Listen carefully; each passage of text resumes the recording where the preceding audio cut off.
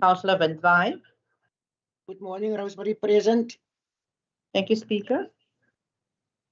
Thank you, Rosemary. Item 3 on the agenda is, are there any applications for leave? I believe we've received one from Councillor J.E. Chief Whip, from your side first. Good morning, Speaker. Yes, correct. I received one from Councillor J. And I also received a message from Councillor Fry that he was going to be battling because of load shedding. So he may be in and out. Thank you. Thank you very much, Chief Whip. And from yourself, Amen. Morning, Speaker. Morning, everybody. No, I haven't received any applications for leave of absence. Thank you. Thank you very much. That concludes item number 3. Item number 4, statements by the Speaker. I'd like to take this opportunity to welcome all the aldermen and elder ladies, the councillors, the administration, and I'd also like to take this opportunity to wish all of those that have had birthdays and the unfortunate incidents of the passing of family members, our condolences from the municipality. And for myself, I would like to thank the administration for their hard work and tireless, especially the corporate services over the last few days in putting this agenda together. It is a pretty comprehensive agenda, and I think they are the unsung heroes in the municipality, and I'd like to thank them for their unwavering support in getting this agenda ready. With that, I'd like to continue with item 5, disclosure of interest by councillors, item 6 of the Code of Conduct for councillors, and disclosure of benefits by municipal staff members, item 5 of the Code of Conduct for municipal staff members. I have one hand, Councillor Peterson. Mr. Speaker. Alderman Gericke, do you have something to declare? No, not to declare. It was on an earlier point. The hand was up already. I struggle here with my laptop, but that's not the point. I may also be in and out in the meeting. I just have some serious business outside, but I will be in and out. Thank you very much. So noted. So noted. So noted. Thank you very much, Alderman. With that, we have no disclosures of interest. I'm going to move on. At this point, I'm going to. Sorry.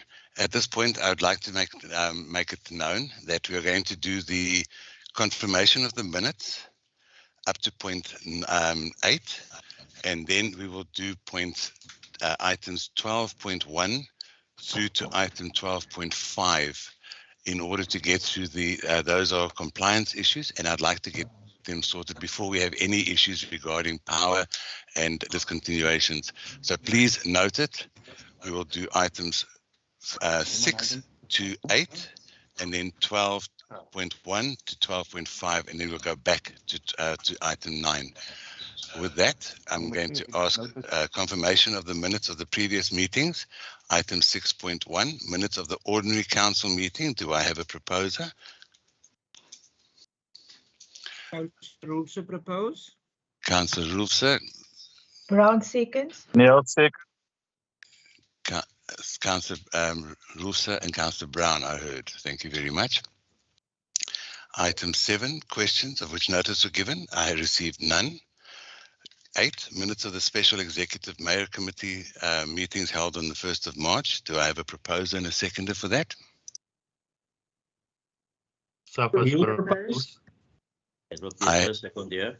I heard Suffers propose, and I'll take Petrus as seconding. Thank you very much, councillors. With that, I'm going to ask you to please go to item 12. Sorry, excuse me. Item 12 of the agenda for today is the reports to council, and I'm going to ask the mayor to table the adoption and approval of the adoption of 2021 and 22 annual report by Alderman van Wyk. Mayor, yours. Good morning, Speaker. Yes, certainly this annual report, I think as council will recall, we tabled the annual report at the January council meeting, and in the meantime the draft annual report has then been through the public participation process, and MPAC has met, and MPAC has compiled its oversight report, which has been tabled to council. It is included as one of the items in our agenda today.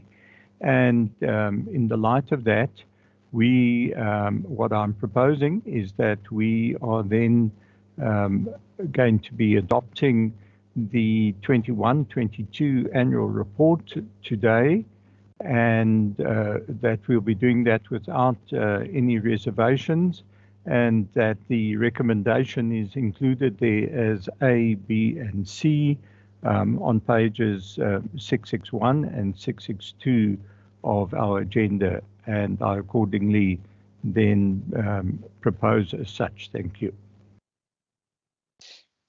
Thank you very much, Alderman van Wyk. The first person to speak on this item is Councillor Wessels. Councillor Wessels, you have 3 minutes.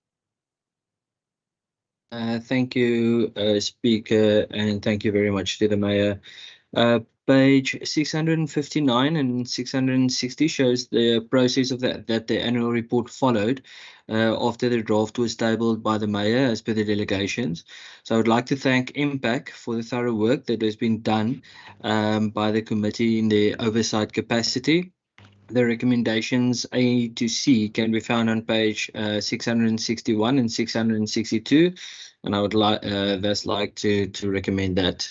Thank you very much, Speaker. Thank you very much, Councillor. The next person to speak on this item is Councillor Peterson. Councillor Peterson, you have 1 minute.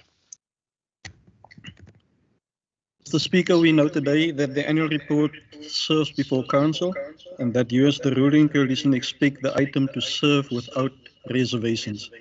We as the PBI do, however, have a few reservations that we want to highlight here today.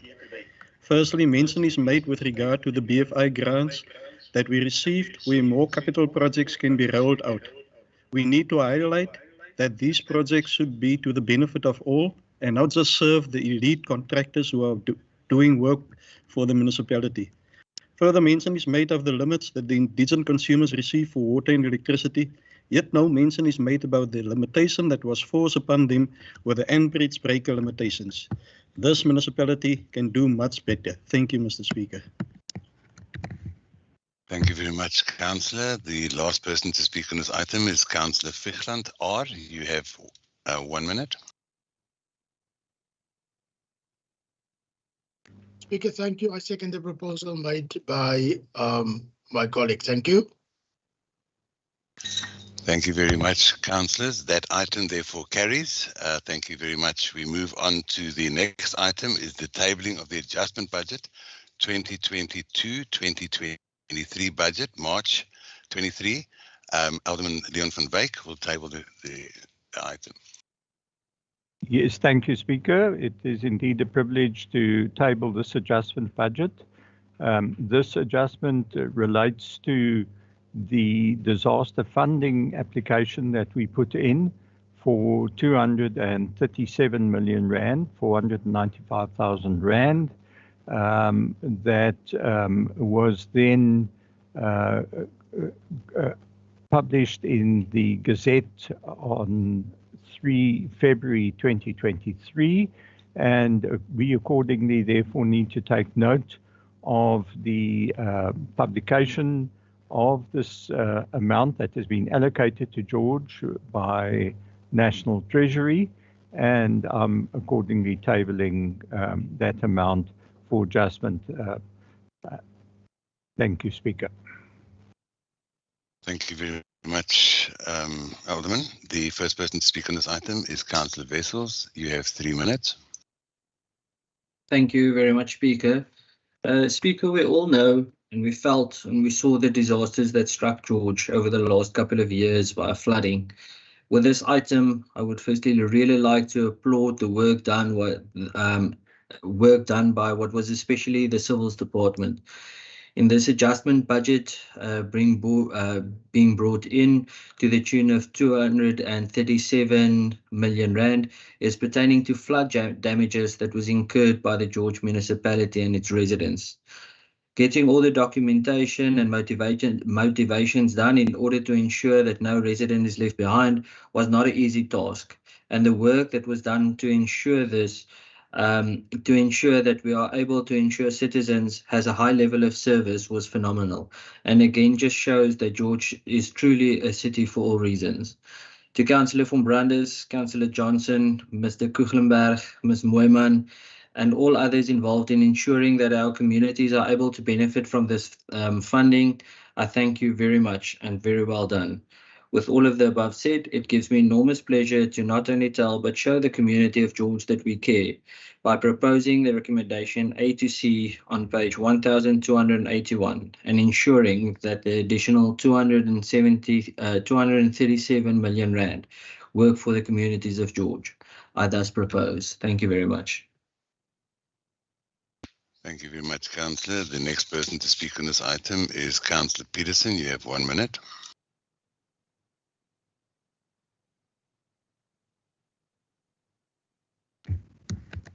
Mr. Speaker, we note that an amount of 237 million is allocated to the George municipality for flood damage that occurred in 2021-2022. There are ever strict conditions attached to these amounts. We are grateful for the allocation, but we are ever concerned that these monies will not be spent equitably across the whole of George where the disaster happened. We are all aware that due to bad planning and project management, that our areas suffer whenever a flood or disaster occurs. It was comical and evident that the mayor recently brought out a statement where he could only find one consumer who was happy that the municipality could install retaining curbs at their premises. With better planning and project management, this issues that could be avoided in future. However, our people must be satisfied with our housing opportunities that are forced upon them that lack imagination, resource, and proper planning.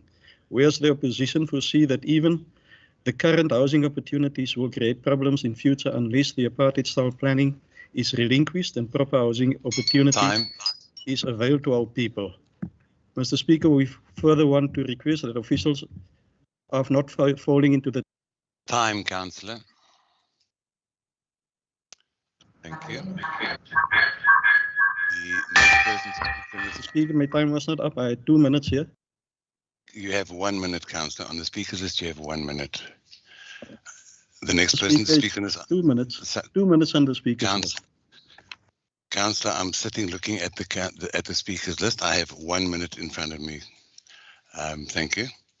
The next person to speak on this item is Councillor Nkamile. You have 2 minutes, please. With the list, please don't limit my time.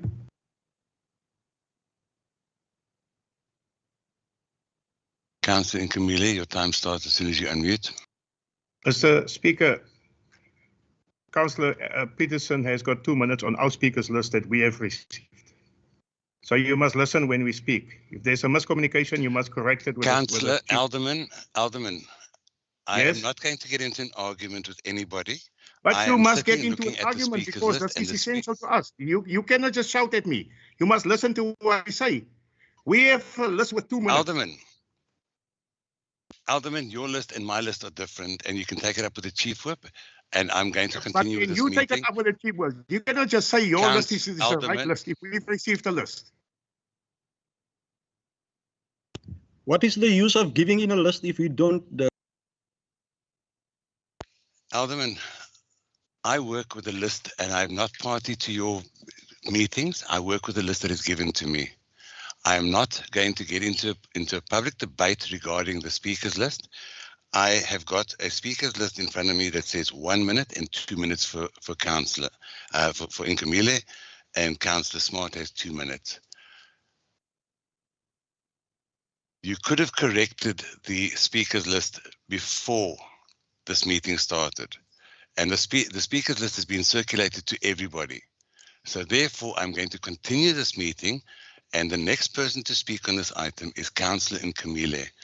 I'm going to unmute this, and I'm going to now ask Councillor Nkamile to continue with his 2 minutes, please.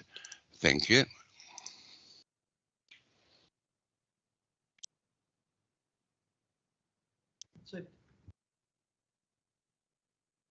Wat baat die departement nou mee? Hy luister aan homself. So los hy chatbot. Los hulle. Hulle aangaan. Ons doen. Alderman Gericke, I'm going to give you a warning. Your microphone is on and you are disregarding the speaker You can give a completely. million warnings. Thank you very much. I'm going to warn you against disregarding an instruction from the speaker, item 28.2.7. And I will Mr. not. Speaker, you won't silence us like this. You must look. I am not going to take your disrespect. I'm working according to a list, and it is time that we got discipline back in here, and I'm going to stick by the list that I have. Thank you very much. Councillor Nkamile, you may continue with your 2 minutes, please. Thank you.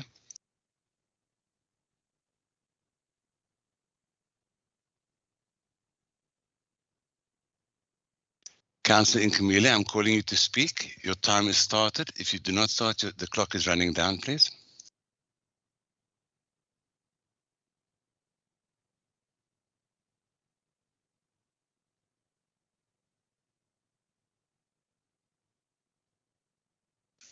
I'm going to move on to the next speaker. Councillor Nkamile is present. I can see him present in the meeting. He has not unmuted himself and he is not speaking. So I'm going to ask Councillor Smart to have his 2 minutes. Councillor Smart, you have 2 minutes. You may continue, please. Thank you very much, Speaker. As the PA, we take note of the 237 million rand and gladly welcoming it. However, we would like to see that the statement of no resident should be left behind must come to power here. And I hope that this money will be distributed equally and equitably. We would like to see that this money will also reach the most vulnerable as well, especially our people or our community in Mugeploeg. My silence on that group doesn't say that I agree with the situation there, but I would like to see that as we receive this money, that money also should be distributed to the most vulnerable places as well. So this is my take on this. I thank you very much. We welcome the 237 million, and we will see that it will be distributed, equally and equitably. Thank you, Speaker. Thank you very much, Councillor. I have gone through the speakers list. The last person to speak on this item, therefore, will be Councillor Clark. You have 1 minute, please. Thank you, Speaker. We know it is always difficult to please and accommodate everyone. So under these circumstances, I would like to echo what Councillor Wessels said. I therefore thank and applaud our councillors and officials for a job well done. And I second the item. Thank you. Thank you very much, Councillor Clark. Councillor Nkamile, I have called you twice to have to your speaker's turn, and you did not respond. You were online. I therefore moved on. I am going to continue. This item has therefore been seconded. The next person to speak on this item, the next councillor. I called you twice and you did not answer me, and I therefore moved on. I gave you your opportunity to speak and you did not speak. Councillor, if you did not hear me, then you weren't attending to the meeting, and therefore you weren't listening to the meeting, so therefore I moved on. I'm going to continue. Thank you. Councillor, thank you very much. You'll have another opportunity later. The item has been seconded. Thank you. The item is passed. The next item on the agenda is item 12.3, tabling of the draft reviewed integrated development plan (IDP) for 23-24 by Alderman Leon van Wyk. And Alderman, you may continue.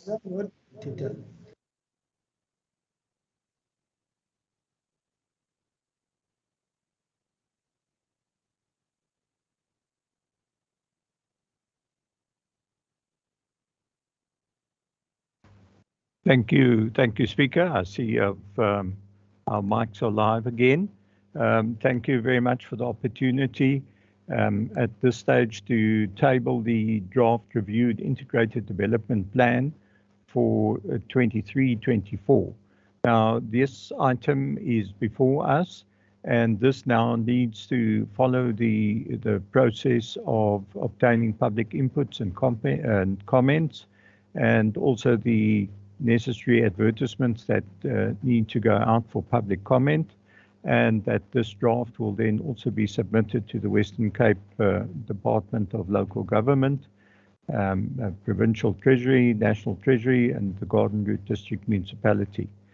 And therefore, this will also involve the budgetary public participation process, and that there will then be a meeting schedule for April, so that those participation meetings can be conducted.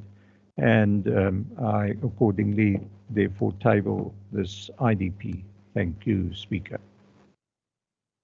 Thank you, Alderman. The first person to speak on this item, therefore, would be Councillor Wessels. Councillor Wessels, you have 3 minutes.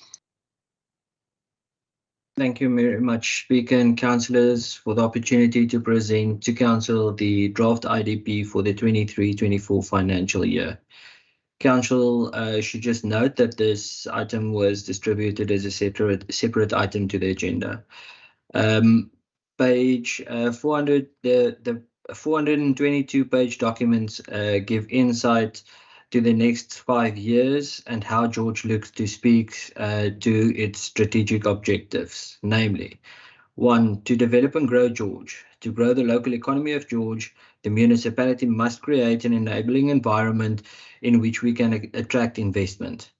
Being safe, clean and green. One of our biggest assets of which George possesses is the beautiful and safe living environment. And whilst challenges like crime and certain basic services remains a challenge, we remain focused on building out on this asset. 3, affordable quality services. It is essential that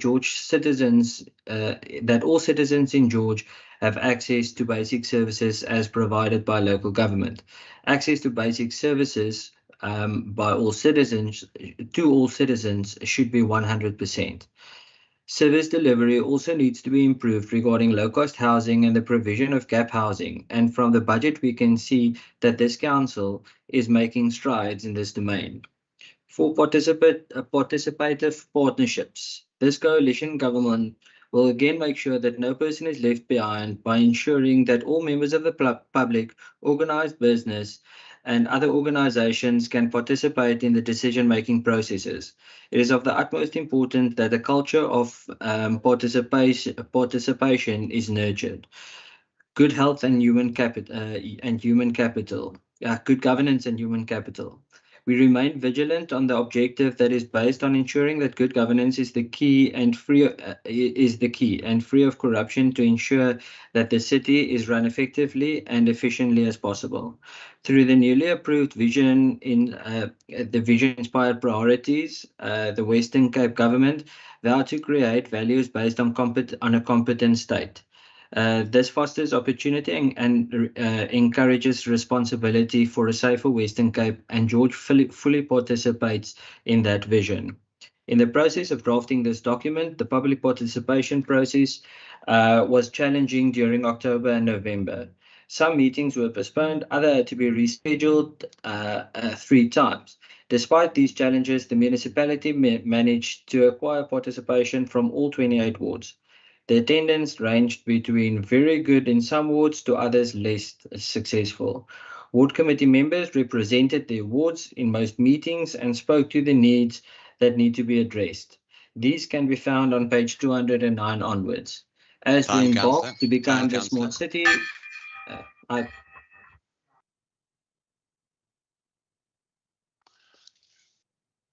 Do you propose? Yeah, you muted me. Yeah, I propose the recommendation. Thanks. Thank you. The next person to speak on this item is Councillor Toto. You have 4 minutes. Thank you, Speaker. Greetings again.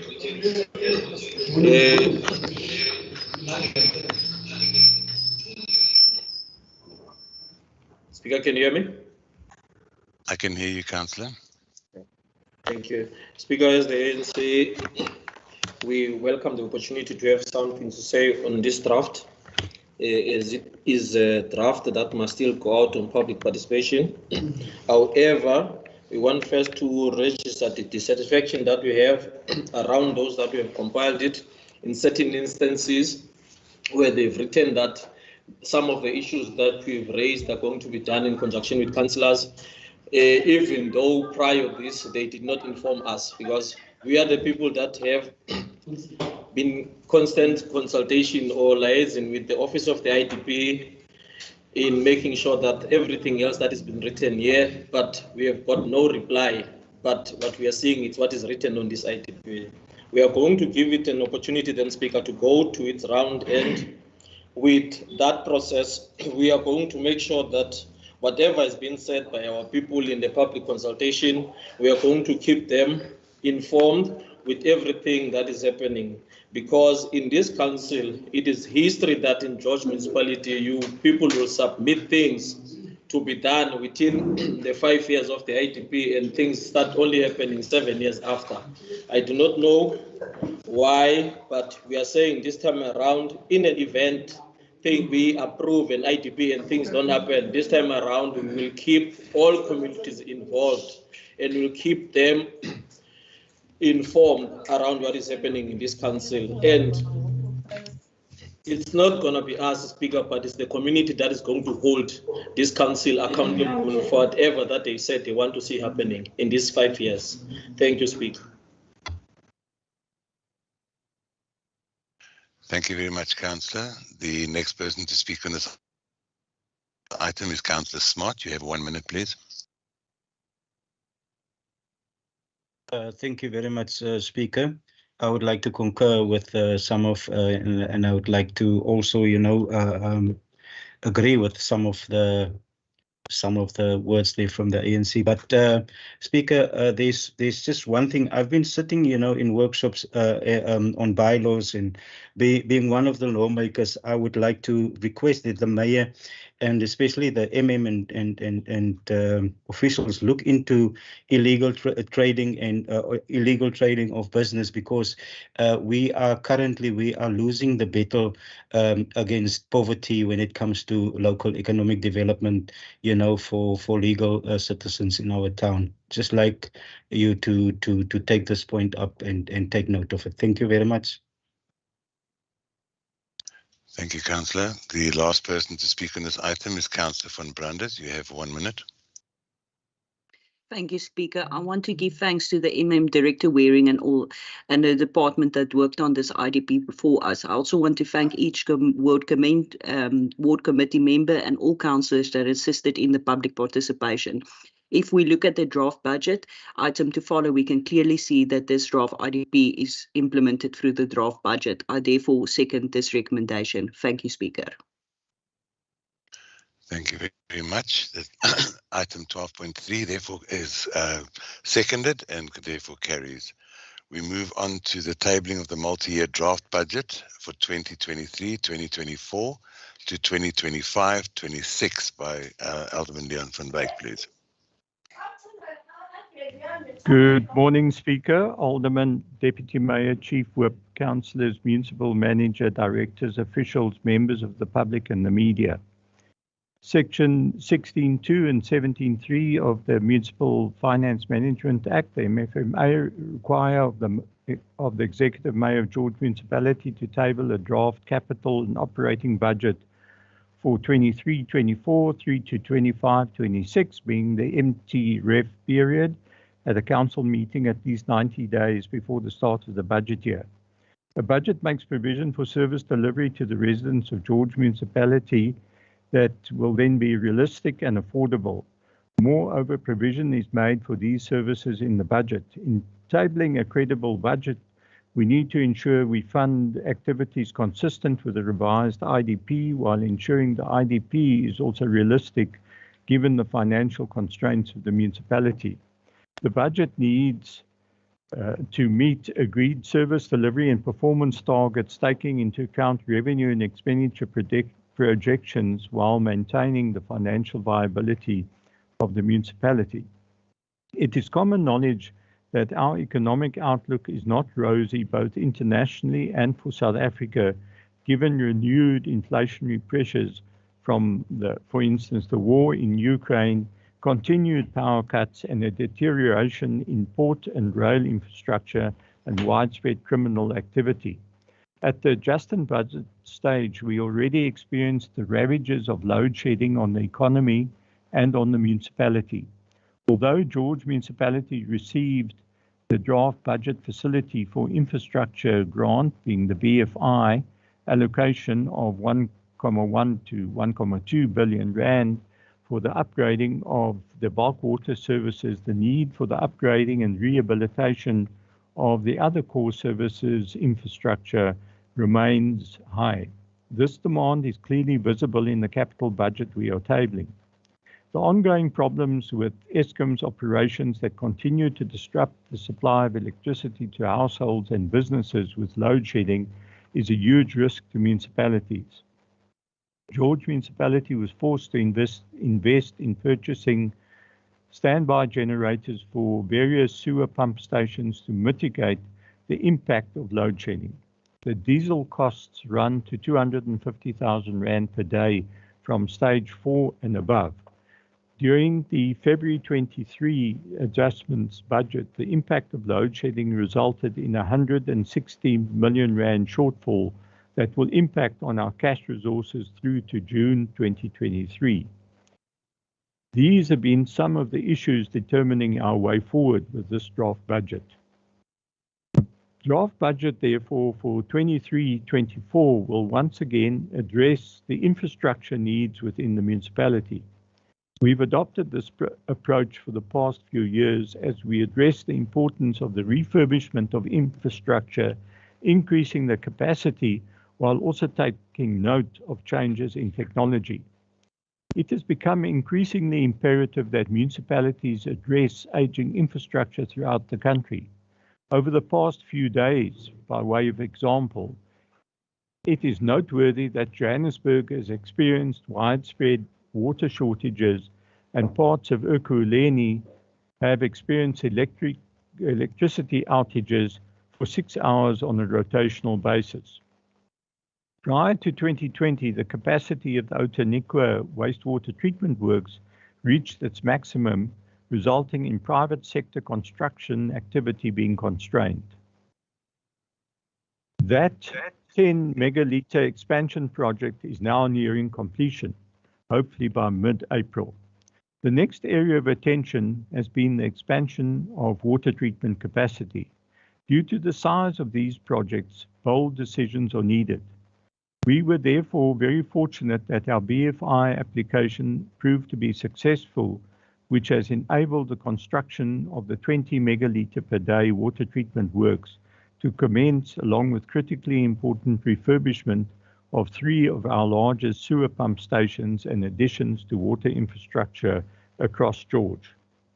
It is important for Council to recognize these achievements and to express gratitude to the management team led by the Municipal Manager, Dr. Gratz, and the team of directors, managers, engineers, all the way through to the construction workers who have worked tirelessly to undertake and complete the construction projects. I was recently passed a comment from a citizen who expressed his gratitude for our investments in infrastructure.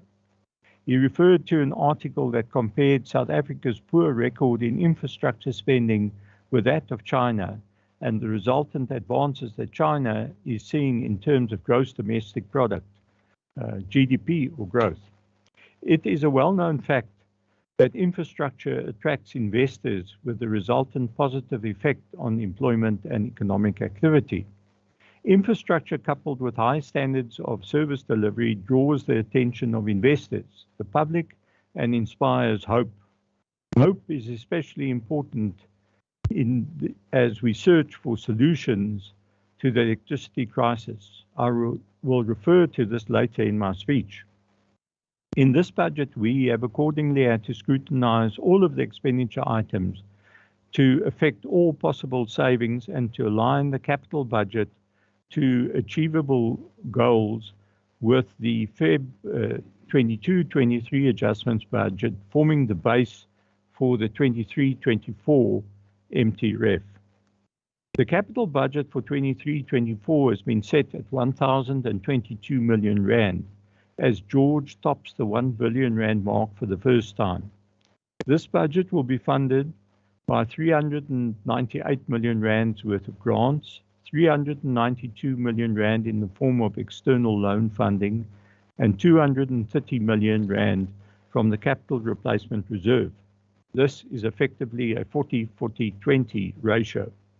The main focus of capital expenditure over the MTREP for 23-24 to 25-26 includes 565 million rand being allocated from the RBIG grant for the BFI projects, 288 million rand for the installation of solar PV panels and battery energy storage systems, 45 million rand for the upgrading of the York Hostel building to increase office space, 61 million rand to procure new vehicles, 243 million rand for street and stormwater projects, 30 million rand on meters, burst control valves, pressure reducing valves, telemetry and smart water meters in 23-24, 22 million rand on CCTV camera and fiber upgrades, including a new operations center building in 23-24, 16 million rand on sports facilities in 23-24. This is but an example of a spread of items that we are undertaking in terms of our capital expenditure. Councillor Wessels will expand further on how we are spending across communities to inspire hope for all. Civil and engineering services will receive 636 million rand and electrotechnical services 261 million rand in 23-24. It is worthwhile noting that projects amounting to at least 200 million rand had to be shaved from the 23-24 budget due to the lack of availability of funding and the ability to complete the budgeted projects within the course of a year. We are determined to tackle the effects of load shedding head on, so that through infrastructure we can provide hope and assist our businesses and communities by avoiding stage 1 and 2 of load shedding by the second half of 24. We are making considerable progress to improve energy efficiencies within the municipality. Each and every household and business will be adjusting their amp capacity usage down from 60 amps to 40 and possibly to 20, etc. And in doing so, we'll be making a contribution to shifting the load.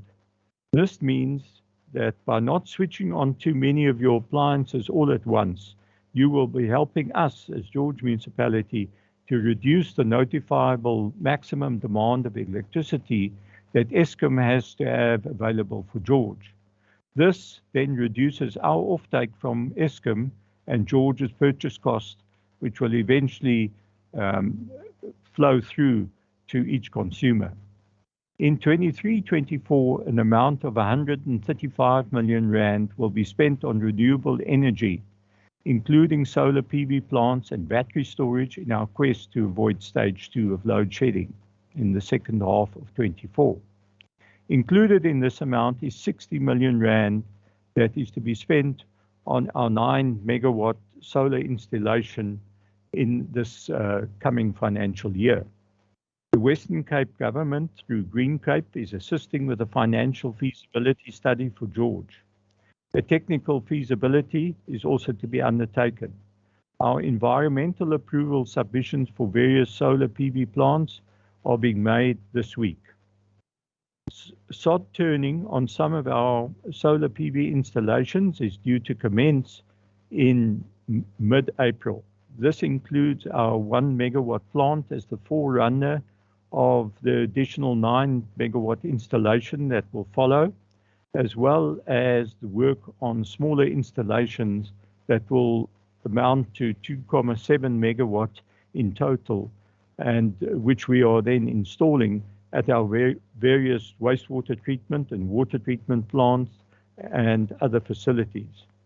In turning to the operating budget, we've had to deal with a number of challenges. Firstly, the decline in electricity sales that has largely contributed to the budget deficit of 160 million for the year ended June 2023.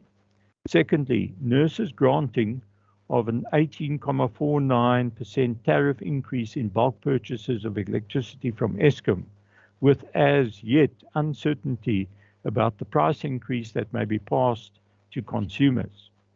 Thirdly, measures need to be undertaken to protect the revenue base of the municipality, as the immediate future revenue from electricity kilowatt-hour sales are uncertain due to load shedding.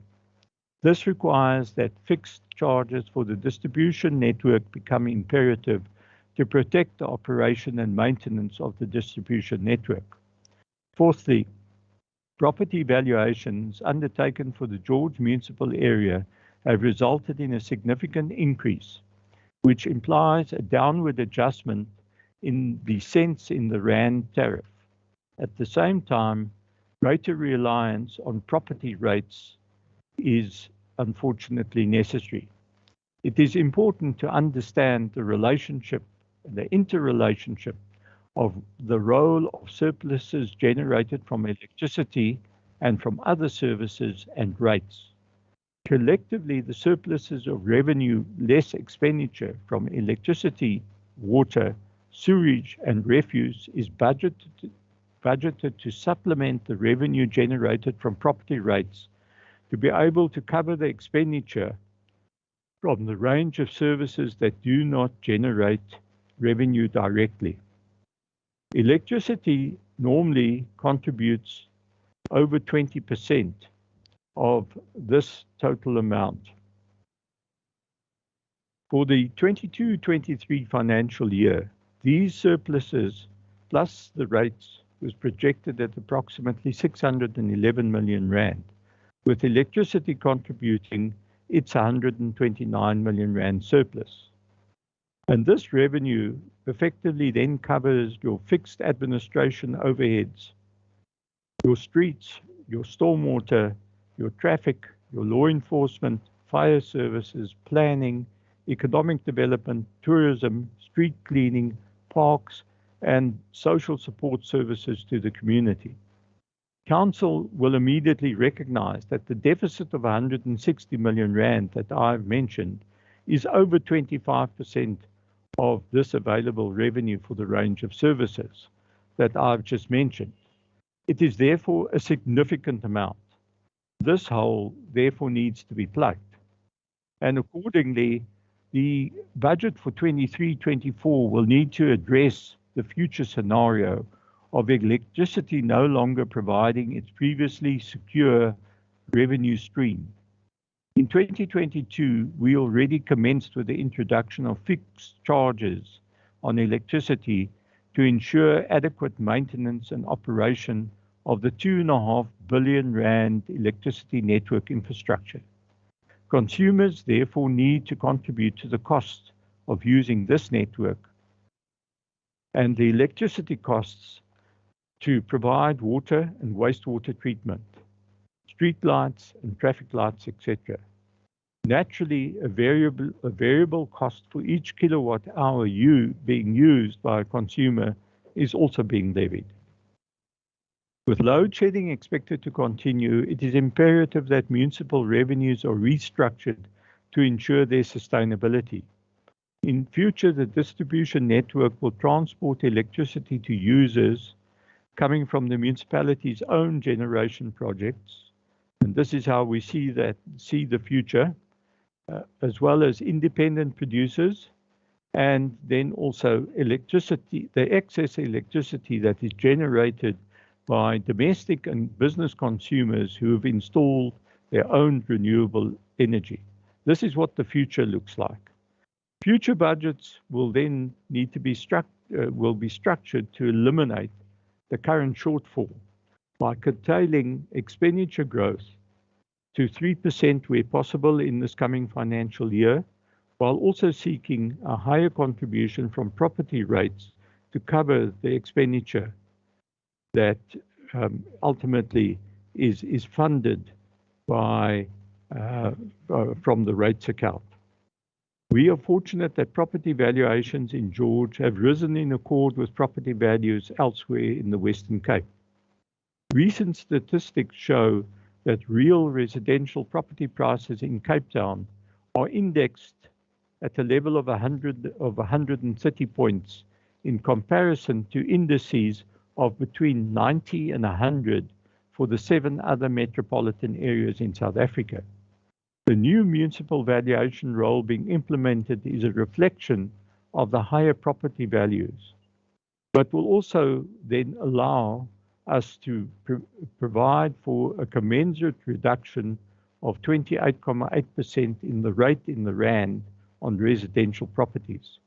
The rebate on valuations will be increased from 150,000 rand to 230,000 rand on all residential properties, which will be of particular benefit to lower valued properties. The overall increase in rates is being proposed at between 12.5% and 15%.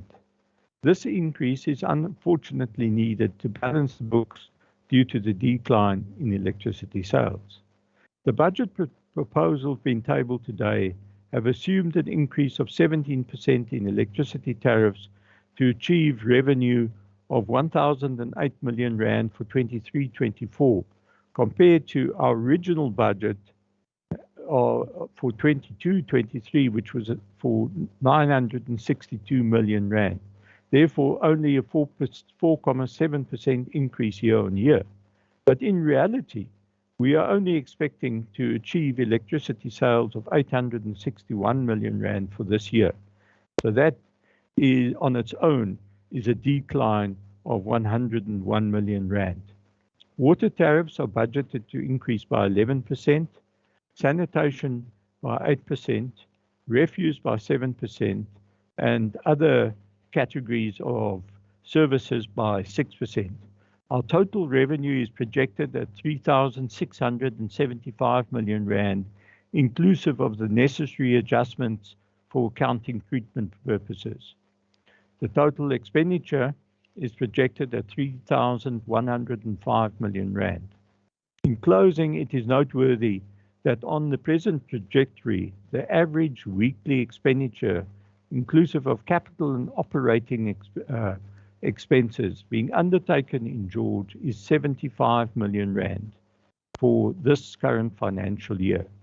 I wish to extend thanks to the CFO, the finance team, the MMC Finance, along with the teams and MMCs from all the directorates who have contributed to the extraordinary efforts of long hours, weekends, public holidays in preparing this difficult draft budget and for the services and infrastructure being delivered. Last night, I received a compliment from a local businessman who regularly travels around the country. He says that the services and the appearance that George provides is equivalent to that of a European city. I trust, even though this is a challenging budget, it will provide hope for all in how we are tackling the electricity crisis in aiming to take George off stage 2 of load shedding by the end of 2024. The work we continue to do on infrastructure will also make George attractive for investment to create employment. I am now accordingly tabling this draft budget for public comment along with all the applicable policies. Thank you, Speaker. Thank you, Alderman. The first person to speak on this item will be Councillor Wessels. You have 3 minutes, please.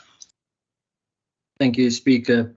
Speaker, let me start by thanking the administration, the councillors, but more importantly, the public for taking hands with the municipality over the last couple of years in what was a very difficult time as this coalition government steers George to excellence.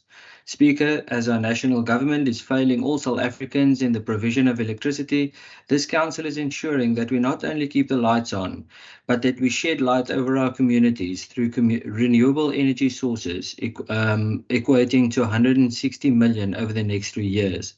While our National Minister of Police is patrolling the beaches, we understand the real security risk facing our communities, and noting that we have high-mast lighting projects to the tune of 5.2 million rand and the electrification projects equating to 16 million rand throughout our communities. National Tourism Department is looking to watch football at Tottenham. Whilst they're doing that, George will be making sure that we create jobs and promote our destination through enhanced jobs and through enhanced projects in the economic development and tourism space. Capital projects of about 2 million rand is being taken on. Chairperson, as a coalition, we understand the value and respect the value of water, as this resource breathes life into the world. Hence, 308 million rand is allocated towards water purification throughout Pacalsdorp, Thembalethu, Uniondale, and the Kaimans pump station. Getting that water to our residents require functioning networks. So an additional 71 million rand is being spent over the next year. George is consistently producing sports personalities, of which we can be extremely proud of. So it should come as no surprise that we are once again embarking on 16 million rand worth of projects to upgrade facilities in Pacalsdorp, Outeniqua Park, Rosemore, and Thembalethu. We all know the South African education system is broken to its core. However, the safety of our children is of utmost importance, with various creche projects receiving 2.98 million rand for fencing and upgrading. Further to this, we have also budgeted significant funds for library upgrades in order to ensure the safety of our users. Providing dignity to our people, ensuring that providing dignity to our people is ensuring that that we are proud of all areas that we live in. To facilitate this, George Municipality is embarking on upgrades and beautification projects in our community halls across the city. This equates to about 7 million. Speaker, this is a budget of resilience, a budget of vision, but most importantly, a budget for the people. And it ensures that George and its people will be able to live prosperously. I thank you and I propose. Thank you, Councillor. The next person to speak on this item is Councillor F. Mdaka. You have 3 minutes.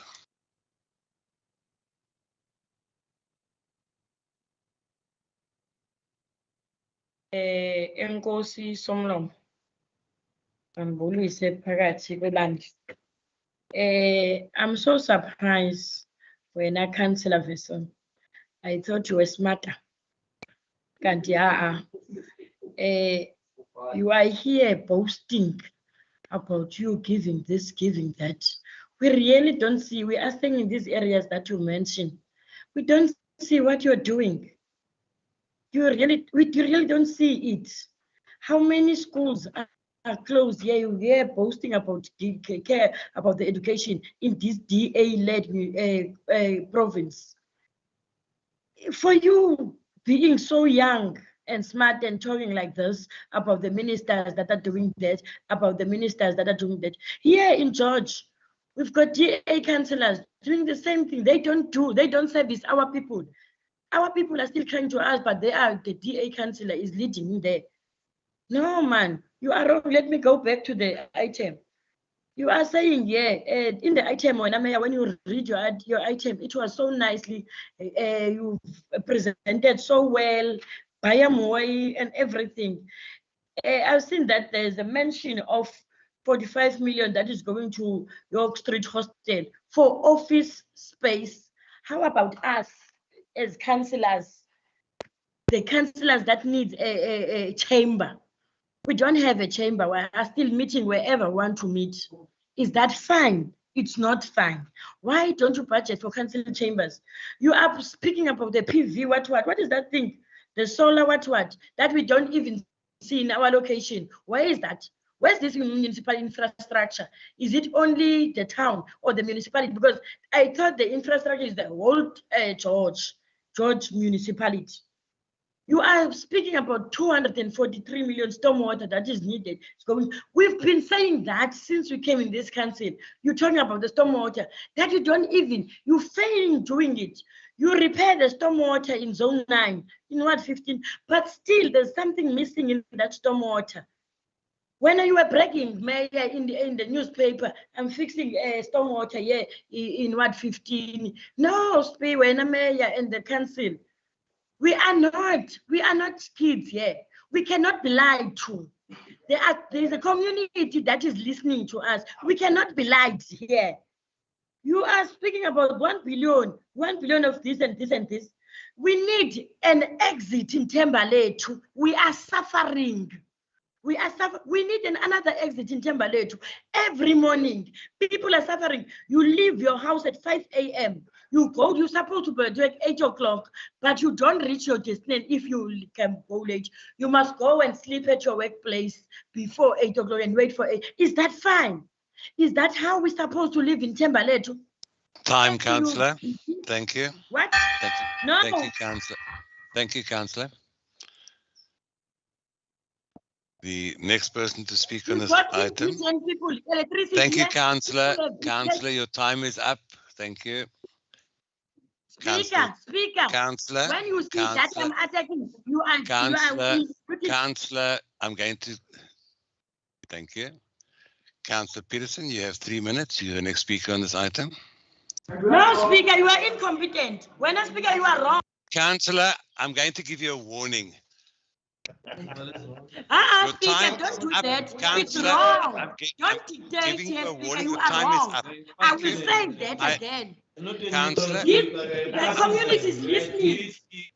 They can listen, Councillor. I've given you your time and your time is up. Thank you very much. Item rule number 28.2.7, disregard once again for the instructions of the speaker. Thank you, Councillor Mdaka. Your speaking turn is over. We are moving on to Councillor Peterson. Councillor Peterson, you have 3 minutes, please. Mr. Speaker, the Mayor snuck in his mayor address now. It is a disgrace that you agree to compare George to a European city. The majority of the residents of George are living in abject poverty and adverse conditions. You are quoting a false narrative and misleading the public. Your statement is actually an insult to the majority of the residents of George.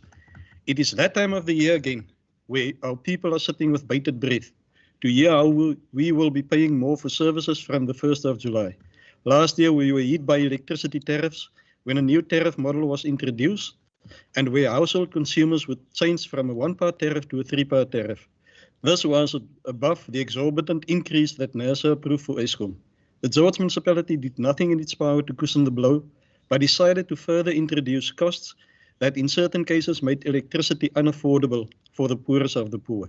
The driving force to limit indigent consumers to 20 amps were not met well in our areas. Our people are asking questions about the methods that were used to force the indigent consumers to adhere to the conditions of the 20 amps for the first households and 10 amps for every other household on the earth. Your figures of 70% consumers that are happy is not a reality, as you made the decisions for them to migrate to this amperage limit. Load shedding should not be used as a tool to punish our consumers. Mr. Speaker, we want to know what is happening to the excess DORA grant that is received and that must be used to cushion these increases for the indigent consumers. Are the excess monies invested to benefit the municipality whilst our indigent consumers are suffering out there? We notice in the budget that mention is made about the smart water meter project that the municipality is embarking upon. Smart meters is ideally suited for first world countries that can handle these type of services. Smart meters are devices that measure and communicate water usage from consumer to provider to facilitate water management and proper billing. These meters are equipped with an ECU to facilitate communication between the meter and the supplier. There are, however, technical complications on these meters that should be addressed. The fact that these meters cannot handle a sudden jump in supply due to the sediments or other materials. The fact that the supply to these meters will be limited when the predetermined usage on the meter is reached. What will happen to consumers in the second and third dwelling in this case? Our leader was made out as a liar and a pig before the 2021 local elections. Yet here you are, introducing this project without shame. Yes. Mr. Speaker, we noted last year with a budget that was introduced that certain tariffs were increased more than the CPIX and even more than the proposed tariff increases. We want to put it on record that this amounts to misrepresentation and that the public should be informed correctly. One of the King 4 principles is that the budget must be based on the principles of efficiency, effectiveness, and that must be Thank you, an Councillor. economical approach. Yet it seems that some of these Thank you, interferences Councillor. thumbsuck to address the shortfall in the budget. Here we think of bulk containers. Thank you, Councillor. Your time is up. You've had your 3 minutes. We are going to move on. The next person to speak on this item is Councillor Smart. Councillor Smart, you have 2 minutes. Your time starts now, please. Thank you, Speaker. I'm sitting here and I'm just wondering to myself, that we are totally out of touch with reality, and we, the notion of that we are a first world country, it still exists, and which is to me it's really a lie. We are still a third world country, and inequality we are one of the most unequal societies in the world, and to speak to this increases and stuff that has been introduced here. Speaker, we are still sitting with the poorest of the poor in our area. And this planning to me doesn't speak, to the reality. I would like to reserve my further comments on this, and I will speak later on this specific things that, that is very yeah, it's baie teleurstellend. Thank you very much, Speaker. Thank you, Councillor. The last person to speak on this item is Councillor Fichland. Councillor Fichland, you have 1 minute, please. Speaker, thank you for giving me this opportunity. Speaker, let me touch on a few things that came out. It must just be clear when we speak to items, because the public are indeed listening. There's a difference between a smart water meter and a water management device. That's the one thing that we need to be clear on. With regard to developments in the area, what is more important for us, a chamber or to have access to basic services such as roads, drinking water and electricity? What this municipality is doing is trying by all means to ensure that these basic services are rendered to all citizens in George and not a certain group only. With regard to development, that's not the honest truth. Councillors, please. Councillors, It please. is not the honest truth. Can I be protected, You are Speaker? asking for George, people that turn the CBT area. Councillors, I am going to ask you once. I will not allow anybody to interrupt while somebody is talking. Nobody interrupted you when you talked, and it is undisciplined and irresponsible to continue talking while somebody else is talking. So I am going to continue. Councillor Fichland, you did not have your full time. People interrupted your 1 minute. Councillor, there's a microphone on in the background. And as you so rightly said, the public is listening to you. And I'm therefore asking you to act like the councillors that That's the reason why we are saying it's not Councillor, the truth, because the public is listening. Councillor, did I ask you to speak? No, I did not. I'm asking you to please allow the councillor to finish his discussion. Nobody interrupted you when you said anything, and he is allowed to make his point as well. The next person to interrupt will be given a warning. I will have no problems in giving people warnings if they disobey these rules. I'm asking you to be disciplined. That's all I'm asking. Why is always threatening the people when they're Councillor, talking? I did not ask you to talk. Councillor Fichland, please complete your minute. You have 15 seconds left. Thank you. Thank you, Speaker. Speaker, the investment that we're making with regard to infrastructure, when we do investments at our plants, for our water purification. The water that's coming out of that plant does not go to a certain group only, but it goes to everybody in the entire George. So I fail to understand why some of my colleagues cannot comprehend that these type of investments truly are to the benefit of all citizens in George. We've contributed 82 million rand for widening the Time, access in Councillor. the Timberlake area. Thank you, Speaker. Are you seconding? Yes, Speaker, I thought you stopped me. I'm seconding the proposal. Thank you, Speaker. I did stop you. Your time is up. Thank you. The item is therefore seconded. Thank you for your time.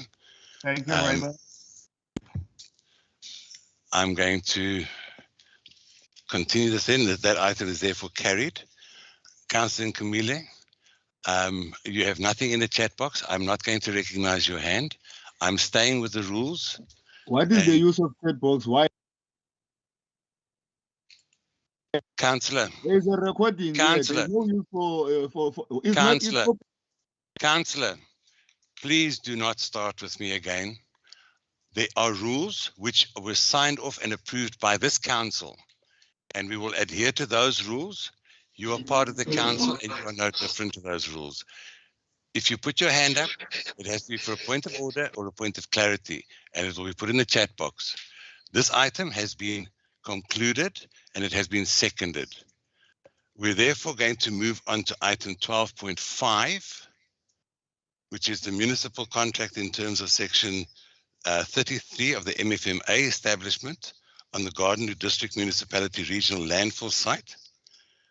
The first person to speak on this item is Alderman van Wyk.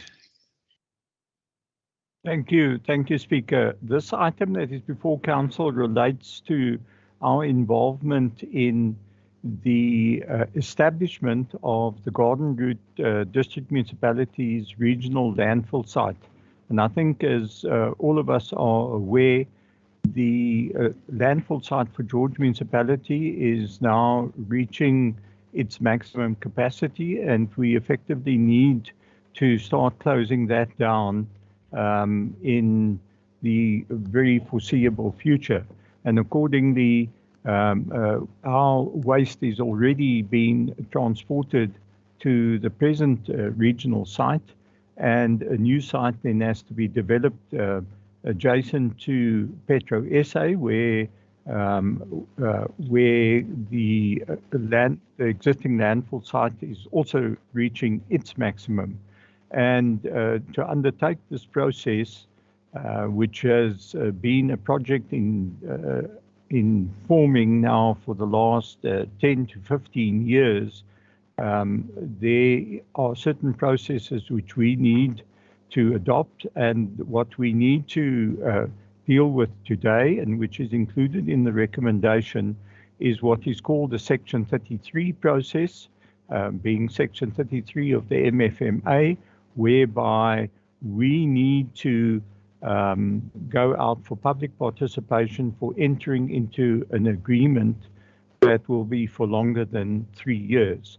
However, the final agreements in terms of the participating municipalities has not as yet been completed or been signed off on, and included in our recommendation here, we are making provisions to protect the rights and the interests of George Municipality and our citizens, just to make sure that all of these aspects are dealt with in those agreements going forward. I have put that draft, a new recommendation, already in the chat box for everybody to see, and I will accordingly read out that recommendation now. And in doing so, I'm proposing this recommendation, Speaker. So therefore, the recommendation for 12A reads A, that Council resolves to commit to participate in the process towards the establishment of the Garden Route Regional Landfill Site. B, that it be noted that the Garden Route District Municipality has undertaken various processes to prepare the landfill site in relation to the termination of the initial construction costs, a proposed debt agreement to fund said project over 10 years, and preparation for competitive bidding for the operation and management of the landfill site, all of which have been conducted in compliance with competitive bidding processes, with the intention that the waste disposal agreement and a service level agreement that is to be entered into with participating municipalities. C, that it be further noted that the proposed waste disposal agreement between the Garden Route District Municipality and the intended service provider, as well as the service level agreement to be entered into with the participating municipalities, would need to be negotiated in terms of the realistic requirements, risk assessments, financial viability, and affordability, including customer affordability of municipalities, future cost increases, period of agreement, delivered tonnages, internal adjustment mechanisms, rehabilitation, as well as such other applicable terms and conditions. D, that council authorizes the municipal manager to finalize and sign the resultant final contractual agreements, also referred to as the service level agreement to be entered into between the participating municipalities on behalf of the municipality. E, that no rights will vest prior to the signing of the agreement, being the service level agreement, by that no vesting of no rights will vest until that agreement has been signed off by all of the parties.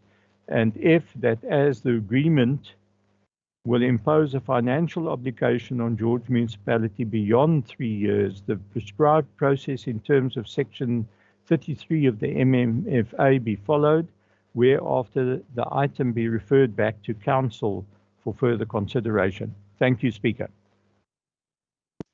Thank you, Alderman. For purposes of the record, the recommendation had to be read into the records. It was put in the chat box, and therefore the reading of the recommendation, the Speaker shall permit the Mayor, the MMC, or the Chairperson of a section committee to make an explanatory statement. For record purposes and the fact that there was a recommendation altered, that is why the time was exceeded. And Councillor Nkambile, I did not recognize your point of order on the previous occasion, and I'm not recognizing your hand now, and that is my ruling. There's been no transgression of any rules of order or code of conduct from a councillor. I'm therefore not recognizing that. I'm therefore asking for a seconder for the proposal, please. Seconded, Speaker. Thank you very much, Councillor Suffers. The recommendation is therefore seconded, and there are no speakers on this list. The recommendation and this item therefore carries. Councillors, I'm going to ask you at this point to please bear with me. I've noticed that item 11 is an oversight item, reports to Municipal Public Accounts Committee, which is also a very important report that needs to come to Council this morning. I'm going to ask that you please bear with me and that we turn to page 646, item 11.1, the oversight report of the Municipal Public Accounts Committee, sorry, on the annual report of George. As we've just gone through the reports or the annual adjustments and stuff, I believe it is important that we go through the impact report for 2021-2022 as well at this stage before we go through to item number 9 at the rest of the meeting. I'm therefore going to ask Councillor Toy to bring in the item, start the item, and you have 3 minutes, please, Councillor. Baie dankie, Speaker. Speaker, I firstly want to thank the Impact Committee for a job well done on this oversight report of 2021-2022. They didn't spare any director, or they've asked questions and they've made recommendations to the oversight report, and we have thoroughly gone through it, and the Impact Committee was happy with the outcome of it. I also want to thank the MM and the directors for their hard work and participating in the impact oversight. When we had the oversight, they've answered questions to their ability, and where they couldn't answer questions, they've put it in writing to us. And then I especially want to thank Ms. Segon in her absence. I want a word of thanks to her. She worked with me near my side through this whole impact investigation and investigation on the oversight report. We've thoroughly worked through it, and as chair, I want to propose that we accept the recommendations A, B, C, and D on page 646. Thank you, Speaker. Thank you very much, Councillor. The next person to speak on this item is Councillor Nkumile. Councillor Nkumile, you have 2 minutes to speak on this item, please.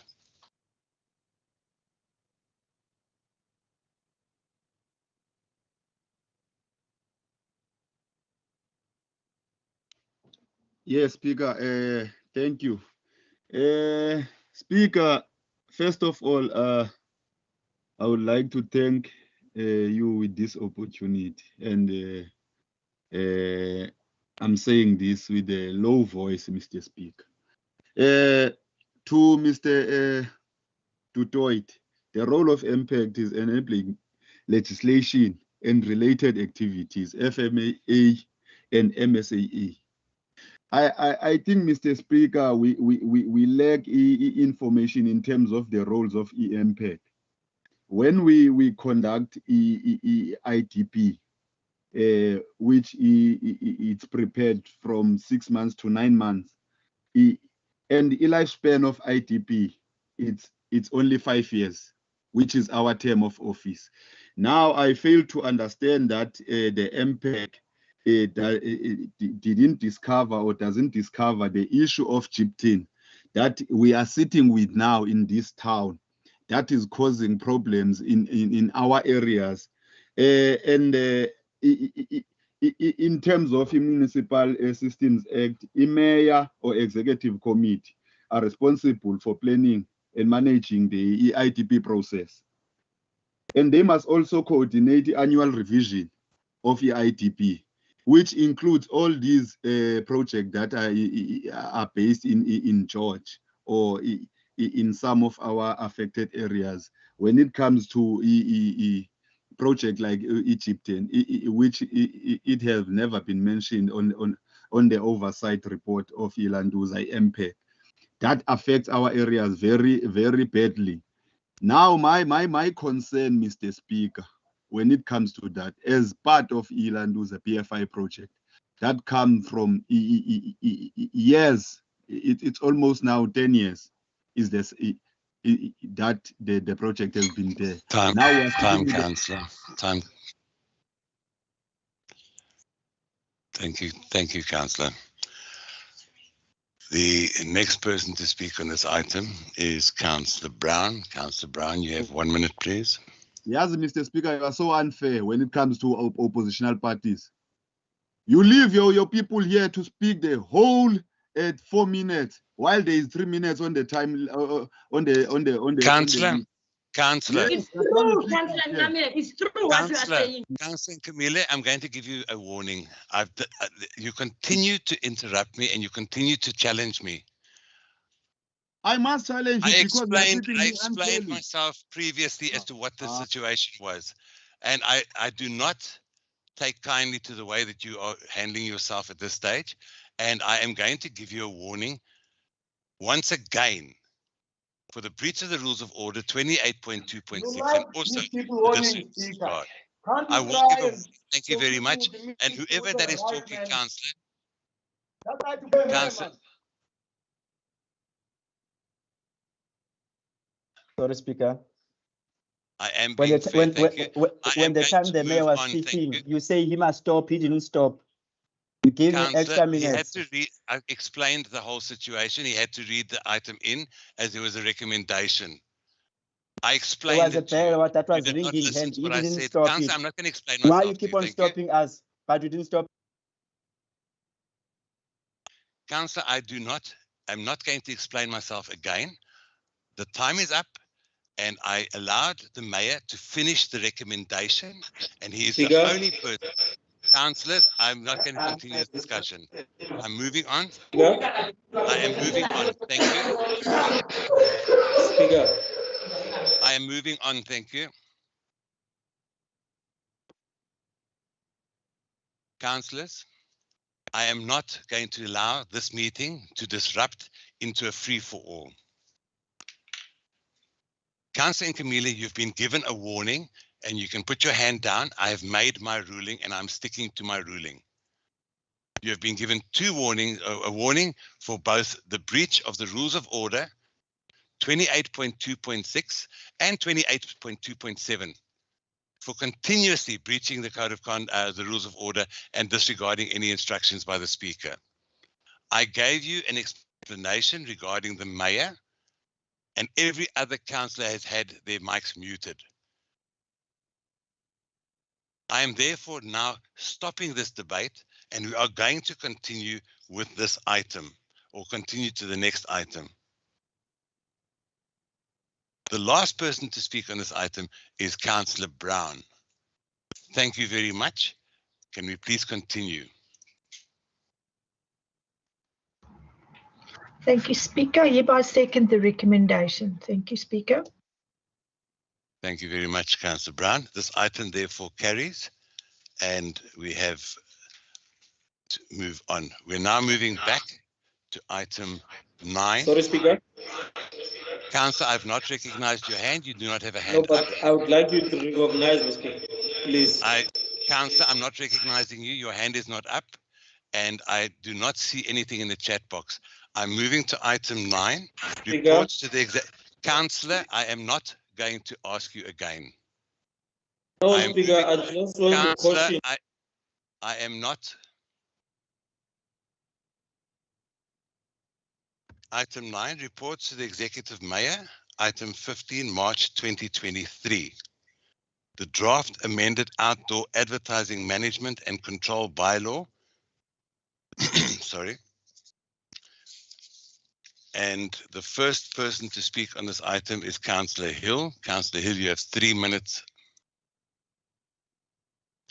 Thank you, Speaker. Good morning, colleagues. Yes, the item before us today is the draft amended outdoor advertising management and control bylaw. Colleagues, you would recall that this bylaw was promulgated, the first one promulgated during May 2012. And to keep up with legislation, the Directorate initiated the process to revise the bylaw. Colleagues will remember that during May 2022, a gap analysis was prepared and submitted to Council, and that gap analysis formed the basis of the revisions that has been incorporated into the existing bylaw. Colleagues, it's important to realize that the Directorate now seeks the approval of Council to proceed with the process so that we can conclude this in order to promulgate the new bylaw. Colleagues, it has been realized that the bylaw as it stands at this point in time is fairly technical in nature, but the aim is to, once this process has been concluded that and all the bylaws has been dealt with, that we will then revise this to see if we can simplify the bylaw as it stands at this moment. Colleagues, Speaker, the recommendation is before us on page 41 as also on the screen. And then I just want to draw the fellow councillors' attention to page 43, and that's the first page of the bylaw. And then it carries on from 43 onwards. So, Speaker, with that short introduction, I could recommend accordingly. Thank you, Speaker. Thank you, Councillor. The next person to speak on this item is Councillor Hani. You have 1 minute, please.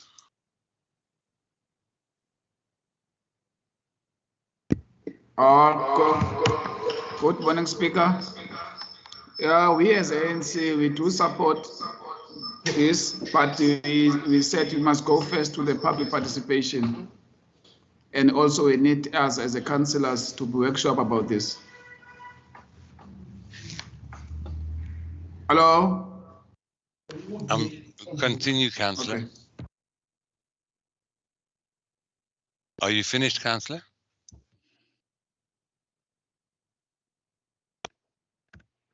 Councillor, Hello? Councillor Honey, are you finished? Did you hear me? We hear you loud and clear with a full echo of everyone else's speakers in the background. Can we please ask the other people to put their speakers down, please? Okay, good. Morning, Speaker. We as ANC, we do support this, but we said first we must go to the public participation, and even us as a councillors, we need to workshop about this. I thank you. Thank you very much, Councillor. The next person to speak on this item is Councillor Tampi. You have 2 minutes. You have 2 minutes, please. Thank you, Speaker. Morning, Speaker, and morning, everyone. Speaker, we as the EFF, we don't have any problem with the bylaws, because whenever something doesn't work out, it must be amended in such a way that it suits everyone and the situation at hand. But the way they are being conducted, you guys are playing with us. With this public participation and what, our people here are so confused. They know nothing about these changes and stuff. They are saying to us, we are selling them out because we are agreeing to things that they are not aware of. And you, the municipal official, you do not come back to them and communicate any changes or any proceedings with them. And again, Speaker, I want to put it into record that I don't know whether you are using the same clock that we have in our phones and stuff, because when it comes to opposition, always the time is faster, but when it comes to your supporters, it's very slow. It's fine. And also, Speaker, I want you to put in record that if I was a public listening to this meeting for the first time, I wouldn't even doubt myself from which party you belong to, because you fail to love us all. You fail to give us the same love that you give to your people, and you fail to give us the same attitude and the same as a mother, because you are like a mother to us now in this meeting. Now you cannot treat us as if you are outdoors or outsiders. We are all your children, but now your attitude when it comes to us, you despise us so much that we cannot even stand our voices. But that must stop. That must stop, because we cannot carry on. Councillor, please get back onto the point. Like no, you must be corrected. Time is not up. We have a speech. Councillor, I am asking you to stay to the point of the item. I am not the item.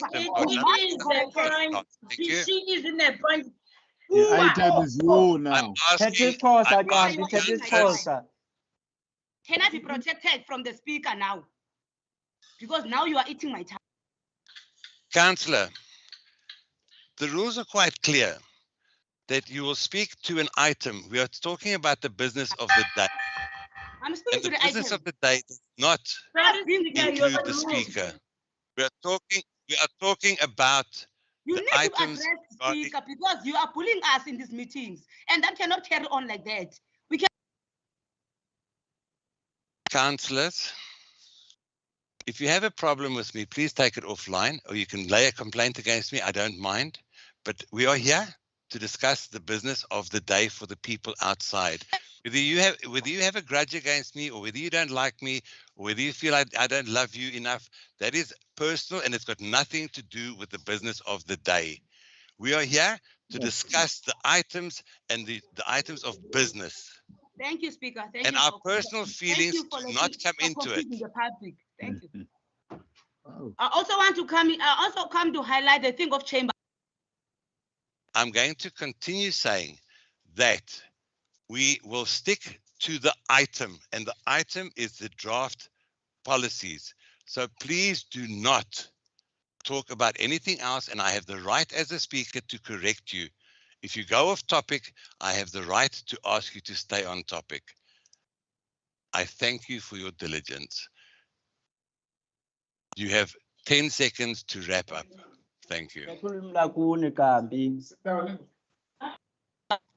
Councillors, Enkosi Speaker. For my you have 10 10 seconds to seconds. wrap up, Speaker, ndifuna ucacisa nabe-chambers zibalulekile ii-chambers because abantwana bem bahlala ezidesikeni so that bazokwazi ufumana imfundo bayihluze ngendlela eyiyo. Nathi sifuna ukuhlala ezitafileni And Councillor, now we're talking about the chambers. ikwazi uza kamasipala ichophe isimamele imamele Time is up. Thank you.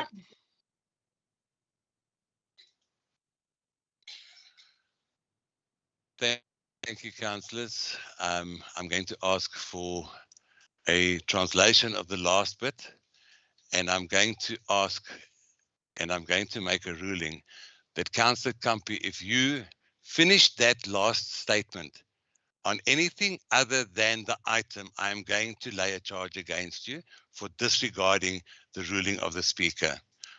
By changing the language does not change the rules. I'm going to ask that there be a translation made, and I'm going to say that please do the translation for me of the last 10 seconds. Thank you. Thank you, Speaker. Good morning, councillors. The last 10 seconds were we want to go back to the chambers because when our children are being taught at school, they sit on desks so that they can receive proper education, just like we want to sit so that our opinions and our views can be properly heard whilst we are seated in the council chambers. Thank you. Thank you very much. I will deal with this after the meeting. We will continue with this meeting now. The next person to speak on this item is Councillor Wessels. Councillor Wessels, you have 1 minute, please. Thank you, Speaker. Yes, to Councillor Honey, this bylaw has been workshopped by Council. And then Councillor Kampi, although you're not receiving love from the Speaker, Councillor Wessels will show you some love in recommendation B, where it states that the public participation process will now commence. So I'll second the recommendation. Thanks. Thank you very much, Councillor. Councillors, I'm going to ask that we please bring back discipline and order into this meeting. This item therefore carries. The next item on this agenda is 9.2, the draft bylaw unlawful and land occupation. The first person to speak on this item is Councillor Hill. You have 3 minutes, please. Thank you again, Speaker. Colleagues, the bylaw before us as item 9.2 is a new bylaw that has been developed by the Directorate. Colleagues, just as a matter of interest, the SALGO working group has deliberated on this particular subject on the 13th of February during one of their meetings. And there was also national involvement with the same presentation by the attorneys that is assisting municipalities on the 22nd of Feb. So this is a highly debated topic and discussed topic at this point in time. Nevertheless, Speaker, as a result of increasing urbanization and population growth, municipalities in general has to deal with unlawful land occupation and invasion, which has become a major problem. And in the case of George municipalities and also other municipalities, this tactics that is being utilized also undermines the land development objectives of the municipality. But I also want to focus, Speaker, colleagues, your attention to the fact that this is not only on municipal land, the bylaw before us, but also on private-owned land and parastatals. And it's a known fact that in the past, these two have tactically condoned any occupation of land on their side, and then shifting the responsibility onto council. Needless to say that the PI Act, that is the Prevention of Illegal Eviction and Unlawful Occupation, and Section 26 of the Constitution already underpins this notion of land occupation and invasion. But the bylaw before us today is an effort and attempt to practically stop any invasion that is taking place on private land and also on municipal land. Speaker, that in short is the background to this municipal bylaw. The recommendation is on page 153, and then I also want to focus Council's attention to the bylaw that is attached as Annexure A, and that is from pages 154 onwards. Speaker, I could recommend accordingly. Thank you. Thank you, Councillor. The next person to speak on this item is Councillor Mantele. You have 2 minutes.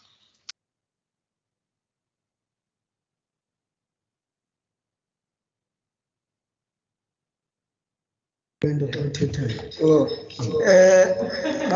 manibulise speaker kunye noKhanyisila bonke xa ndikumamela speaker ingathi usuke wazokhokhela waba nguSpeaker ungazange wakhokhela abantu because uSpeaker silindele uba ibe ngumuntu o-actor as chairperson xa ikhokhela abantu ndizawungena ke as the ANC speaker kulo mxholo sithi thina siyi-ANC le bylaw unlawful land occupation mayiye kwi-public siyafuna abantu bakuthi bawu-understande into edibene nomhlaba siyafuna nathi njengenkokheli zokuhlala saziswe umhlaba ukuthi i-open land ekhoyo ingaba kuqhubeka ntoni ngo-open land ekhoyo ingaba ibhilonga kwi-province okanye kwi-private land because njengenkokheli nathi ubuzwa ukuthi le mihlaba abantu xa ngabe befuna ukuyisebenzisa and funeke beyazile abantu nokuthengiswa kwemihlaba ibe kwi-public. So siyacela ke speaker ukuthi zonke ezi zinto masifikelele kubantu bakuthi zingapheleli kwicala labantu bebala sibone imihlaba ithengwa abantu bebala kuphela. Ndizawuma njalo kwespeaker kha ndiyacela nje make sikubone njengenkokheli xa ume phambi kwethu ungathathi icala. Enkosi. Can I have a translation, please? Thank you, Speaker. Good afternoon, Speaker. Good afternoon, councillors. Speaker, when I hear you or when I listen to you, it seems like you just were taken or were appointed to become a speaker without being a leader first, because becoming a speaker, it means that you have to operate as a chairperson, which means you have to treat everybody equally as a chairperson. But getting on to the point, we as the ANC, yes, we are in full support of this bylaw of the unlawful occupation of land. Therefore, we say that, yes, it must be taken to our people for public participation so that our people can be able to understand the issues regarding land, because also we as the community leaders, we receive a lot of queries regarding land and the availability of land. So sometimes we do not have answers to answer our people as to the availability of land. So it will be of good that our people should come or maybe this public participation can take place so that our people can hear for themselves about the availability of the land, so that land cannot only be sold to people of color, but land can be available to everyone. Thank you.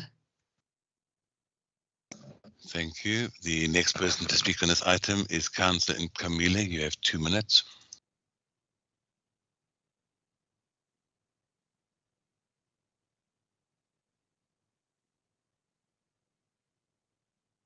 Councillor Nkamile, you have 2 minutes.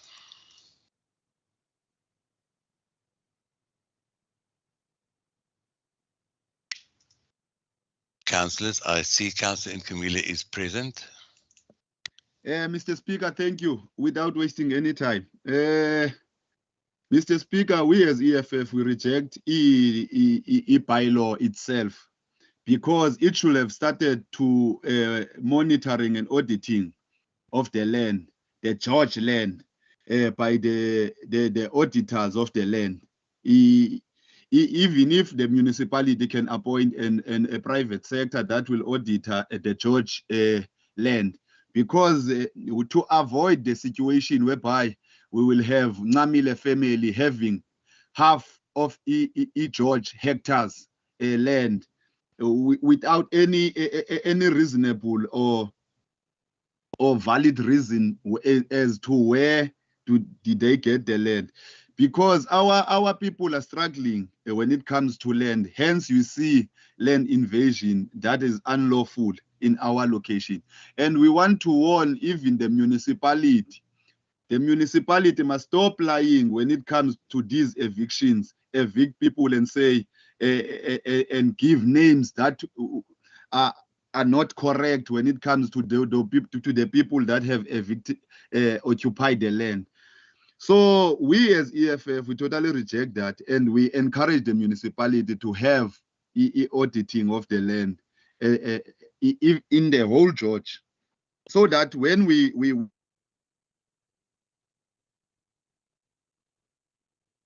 land, what is the municipal land when it comes to land availability. And we also want to put it on record. The reason as EFF, we stated in our non-negotiable cardinal pillars, which is our first cardinal pillar that says expropriation of land without compensation. It is that all land should be transferred to the ownership and custodian of the state in a similar way that all minerals and Landoza petrol. Time, Councillor. So Thank you, we Councillor. totally reject. Thank you. We accept that. We heard your rejection. We're going to continue with the next speaker. The next person to speak on this item is Councillor Clark. You have 1 minute.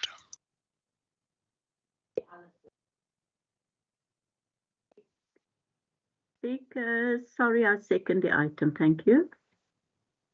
Thank you very much.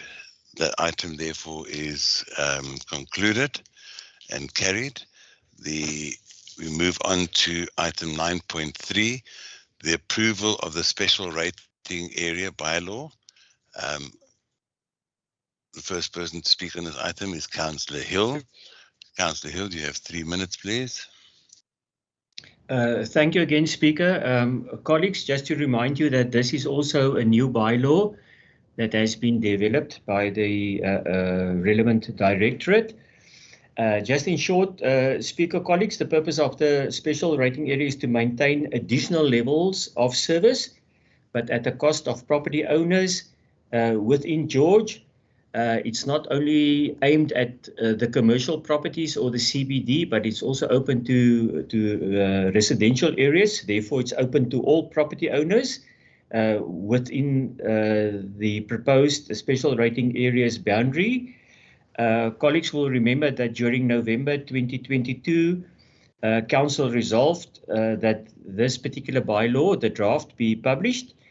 Unfortunately, or fortunately, depending on how you look at it, that no comments were received from the public, although we as councillors has deliberated on this issue fairly substantial.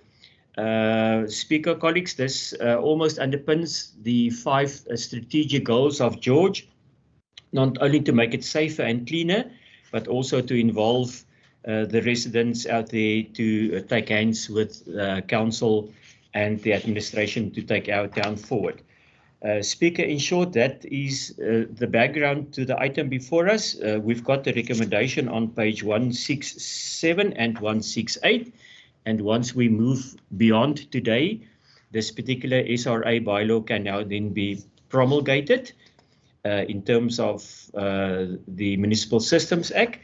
And again, colleagues, I just want to focus your attention. 169, the page is the attachment of this particular bylaw. Speaker, I propose accordingly with that background. I thank you. Thank you, Councillor. The next person to speak on this item is Councillor E. Mdaka. Councillor, you have 2 minutes.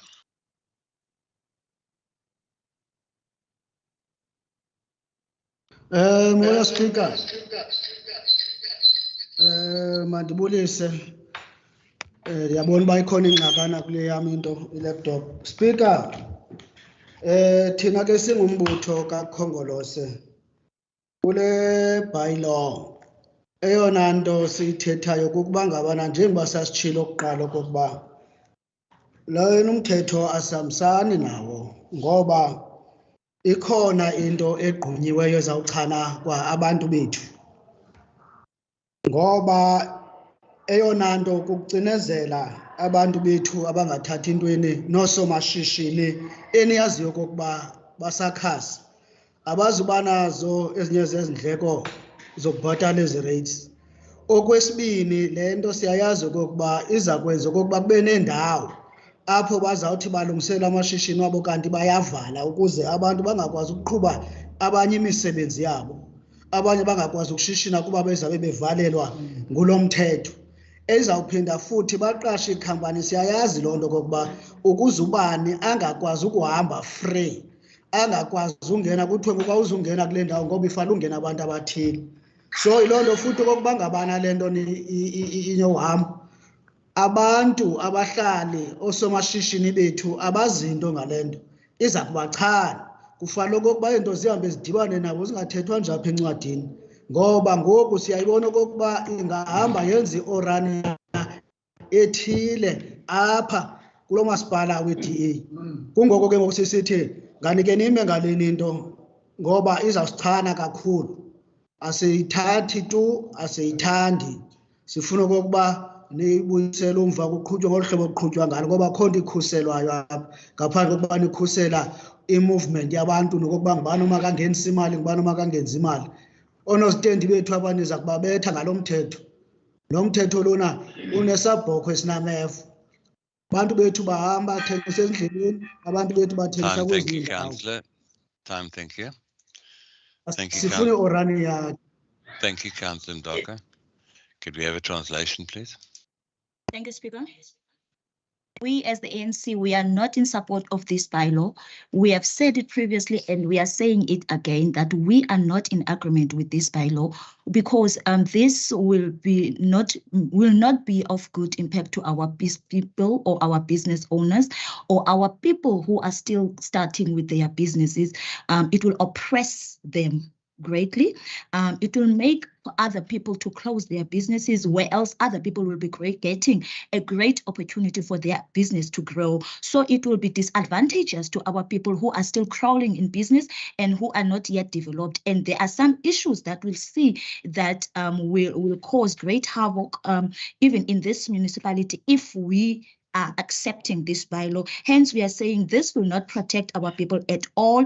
Our street vendors and our businesses that are still crawling, it will not be of benefit to them because there are issues that are covered that will see that they will not protect our issues because there are some clauses that we are not aware yet that still need to be disclosed. So this needs to go back. We are not in full support or in agreement of it because it will not be beneficial to our small businesses at all. Thank you. Thank you very much. The next person to speak on this item is Councillor Peterson. You have 1 minute.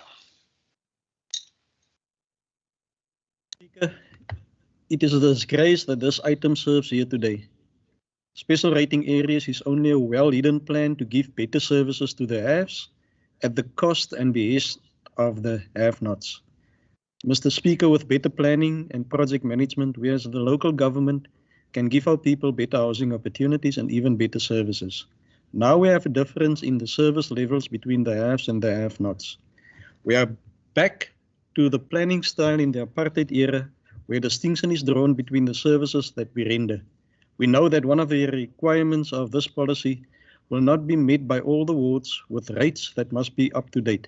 To further include these levies in our tariff list and tariff policy will further place a burden on the taxpayers of George, which we can ill afford. I thank you.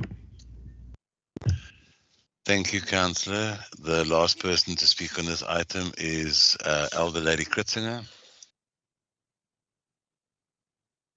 Thank you, Speaker. Yes, apartheid's gone and dead since 1994. I'm so glad about it. But in any case, I've been looking forward to this policy for the last 14 years. And I really think this is going to make changes so that people can start taking ownership of their neighborhoods and their environment as far as their working areas are concerned. I want to second my colleague regarding this item. Thank you. Thank you very much, Elder Lady. This item, therefore, is carried. We have a seconder. Thank you very much, councillors. We move on to item 9.4. Councillors, please watch your microphone. Councillors, please watch your microphones. Thank you. Item 9.4, the draft George Municipality Building Control Bylaw. Councillor Hill. Yes, Speaker, thank you very much. The item before us is the George Municipality Building Control Bylaw. Again, this is a new bylaw that has been developed by the administration, and the intention of this is to supplement the National Building Regulations Act of 1977. Speaker, we have the recommendation before us on page 184. and the building control bylaw, the proposed building control bylaw attached as Annexure A on pages 185 and onwards. Speaker, I propose accordingly. Thank you. Thank you very much, Councillor.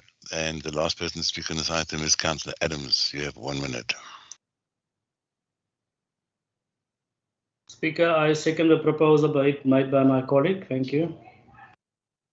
Thank you. The item therefore carries. We move on to 9.5. Adoption of the amended land use planning bylaw for George Municipality, item 9.5. The first person to speak on this item is Councillor Hill. You have 3 minutes. Speaker, yes, thank you very much. Colleagues, this particular bylaw in front of us is a revision of the bylaw dating September 2015 and following on the promulgation of the Western Cape Land Use Planning Act, LUPA as it is known. The George municipality had to develop its own land use planning bylaw. That is the one in front of us for revision.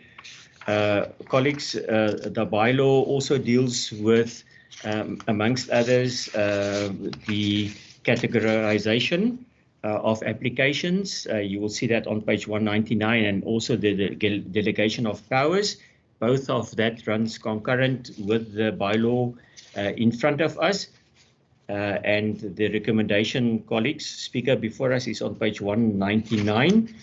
And I would like to propose accordingly. The bylaw for matter of interest is on pages 201 as Annexure A. I recommend accordingly, Speaker. Thank you very much. Thank you very much, Councillor. The next person to speak on this item is Councillor Greef. You have 1 minute. Dankie, Speaker. Die PBI het distansieer hou vanaf hierdie item, want dit is baie die mekaar en onsamenhangend opgestel. Die amptenaar kan nie alleen hierdie item besluit nie. Die item moet nog steeds op die raad se tafel bly, sodat ons as die raad kan besluit. Die PBI sê ook dat die voorheen benadeelde voorkeur moet kry en grond teen minder as die markwaarde en minder as die bevoorregtes moet kry. Ons sien ook hier dat 'n geleentheid geskep word vir moontlike korrupsie. Want die gronde word weggegee vir 'n appel en 'n ei, soos byvoorbeeld daar waar die kleibaan gebou is, was grond wat bedoel was vir behuising. As die amptenare alleen besluit met hul konsultante, dan het die raad geen insig meer nie.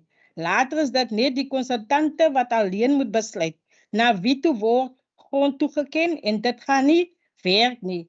Want daar is 'n geneigtheid dat die konsultante alleen moet besluit namens besluitnemers moet neem. Thank you. Oor gronde. Dankie, Raadslid. Dankie. Can we have a translation, please? Thina siyi-PBI sikhetha ukuzi-distance thina kule item ngoba ikhangeleka ngathi inempikano eninzi, ine-confusion eninzi. Okokuqala kaloku abasebenzi okanye official abakwazi ukuzigqibela bebodwa malunga neziphumo okanye malunga nento mayenzeke kumhlaba. Kufuneka i-item iziswe kwibhunga, ibe libhunga elithatha isigqibo. Ngoku ikhangeleka ngathi ke ngoku khona izinto ezenzekayo okanye khona nje i-corruption eyenzekayo okanye efuna ukwenzeka malunga nokutshintsha-tshintshana komhlaba ngoba ii-official zixoxa ne-consultant izigqibo bazithathele bodwa. Ibalibale ukubana abona bantu ekufuneka bafumana uncedo lokuqala ngabantu abebefudula bexinezelekile mandulo. Ngoko ke abo bantu ngabantu ekufuneka bakhethe ukuqala. Kodwa ke ikhangeleka ngathi ngendlela ezenzeka ngayo izinto khona imishikashika abantu abafuna ukuyenza phantsi kwabo bodwa. Leyo into ke thina siyazikhupha kuyo siyi-PBI. Enkosi. Thank you very much. The last person to speak on this item is Councillor van Brandes. You have 1 minute. Thank you very much, Speaker. And I just want to thank the department for all the effort they put into this bylaw. At the Ordinary Council meeting of 30th June 2022, the mandate was granted to proceed with amendments to the bylaw and public participation. The public participation started on 14 July 2022 and closed on 15 August 2022. So this bylaw was public participation and obviously granted to proceed with council. So I therefore recommend the recommendation, second the recommendation by my colleague. Thank you, Speaker. Thank you very much, Councillor. The item is therefore seconded and therefore carried. We're going to carry on with item 9.6, the application to enter into a new lease agreement for the leasing of the land at the Waterworks premises in 9th Avenue, Denneoord. The first person to speak on this item is Councillor Hill. You have 2 minutes. Speaker, thank you very much. The property under question is situated at the top of 9th Avenue at the Denneoord Waterworks. The extent of that is approximately 35 square meters. At this point in time, Clearwire, the applicant, has already entered into a lease agreement, but this lease agreement now needs to be extended. And Clearwire is also one of the communication companies that renders a service to the George municipality, and therefore they now want to extend their lease. Colleagues, Speaker, the recommendation before us is on pages 342 and 343 accordingly, and I recommend as per recommendations on page 342 and 343. That in short is that one. Thank you, Speaker. Thank you, Councillor. The next person to speak on this item is Councillor Smart. You have 1 minute. Speaker, I am covered on this item, so I've read it through, so I'm covered. Thank you. Thank you, Councillor. The next person to speak on this item is Councillor Cronje. You have 1 minute. Thank you, Speaker. I second the proposal as by my colleague, Councillor Hill. Thank you. Thank you very much. That item therefore carries, and it is seconded. We move on to item 9.7. The proposal from SWD Cricket to lease the Roy Rifi Rift Cricket Field premises as the new cricket headquarters for South Africa, Southern Cape. The first person to speak on this item is Councillor Fichland. You have, Fichland, you have 3 minutes, please. Speaker, thank you. Speaker, this item in front of us is here to seek approval from Council to enter into a lease agreement with SWD Cricket. It's an opportunity for us to bring cricket to the people of George, and I therefore propose that we accept the recommendations as it is in the agenda of today. Thank you, Speaker. Thank you, Councillor. The next person to speak on this item is Councillor Carolus. You have 1 minute. Ja, thank you, Speaker. Ons as die PBI het geen probleem met SWD Cricket wat George toe kom nie. Ons grootste vraag is egter, op 'n stadium was die grond daar geoormerk vir behuising. So ons wil graag net 'n punt wil maak dat ons wil ook moet kyk na ons behuisingskwessies en dat ons sal besluit of cricket of behuising voorkeur sal moet kry. Maar andersins het ons geen probleem om SWD Cricket toe te laat. Thank you, Speaker. Thank you. Can I have a translation, Thank you, please? Speaker. Uthi ke thina siyi-PBI asinangxaki ubana kuqeshiswe umhlaba ku-SWD, asinangxaki uba makwenziwe njalo. Kodwa ke into besifuna nje ukuyikhankanya ukuba lo mhlaba bulathelwe ukubana mawube yindawo okunokwakhiwa kuyo izindlu. Uthi ke mazijongwe izinto ezinjalo xa kuzothiwa kuqashiswe indawo. Kodwa ke thina asinayo ingxaki uba noko i-SWD Cricket ingaqashiselwa lo mhlaba. Enkosi. Thank you very much. The last person to speak on this item is Councillor Losi. You have 1 minute. Thank you, Speaker. Speaker, I second the proposal made by the Fichland. Thank you. Thank you very much. This item therefore is seconded and therefore carries. We're going to continue with the next item, item 9.8, application to lease a portion of land in the Syferfontein informal area for educational purposes. The first person to speak on this item is Alderman Petrus. Alderman Petrus, you have 2 minutes, please. Dankie, Speaker. Speaker, die item was voor die menslike nedersettingskomitee, sowel as die burgemeesterskomitee. Die lede van die menslike nedersettingskomitee het die perseel besoek. Ons het dit ter plaatse besoek gehad en die komitee is tevrede. Ons het gepraat met die aansoekers. Ons het die relevante inligting verkry. En daarna was daar besluit geneem dat ons die perseel hier vir 3 jaar aan High Hopes. Die aansoek is wel gebring deur Arms of Love namens High Hopes. Hierdie 2 instansies doen opheffingswerk in die betrokke gebied in Syferfontein en omtrekke en hulle help ook die leerders met bystand en so meer. So ons wil aanbeveel dat die perseel uitgegee word vir 'n tydperk van 3 jaar.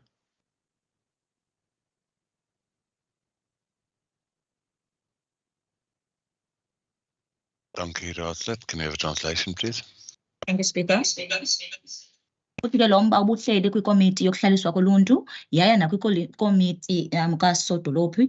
Uthi-ke thina siyikomiti yokuhlaliswa koluntu siyixolile ngoba siye sayindwendwela le ndawo sababona ke nabantu abafake khona izicelo kuye kwathathwa ke isigqibo ukubana masiyiqeshise le ndawo kwi-High Hopes eyenza umsebenzi omhle noncomekayo kakhulu phaa kulaa ngingqi yaseSyferfontein. Ngoko ke sithi le ndawo ke njengoba kukhankanyiwe phayana kwi-recommendations ukuba mayiqashiswe iminyaka emithathu. Inkosi.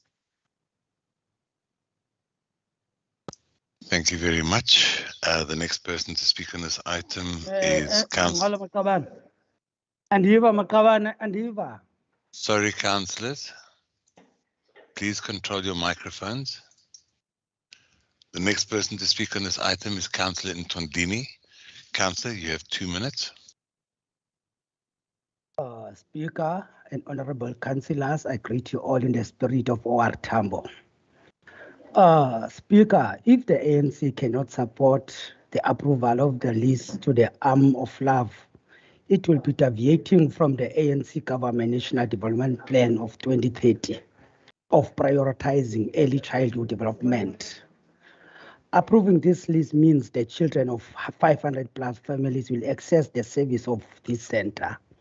The ANC is very clear that no one must go to bed without a meal and every child must access an education. Speaker, this center will bring hope and a bright future to the kids of Syferfontein. Londo ke ithi ANC iyayixhasha. People shall govern. Thank you very much. Thank you very much. The next person to speak on this item is Councillor Tampi. You have 2 minutes.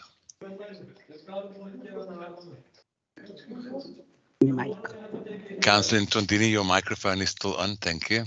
Councillor Tampi, you have 2 minutes.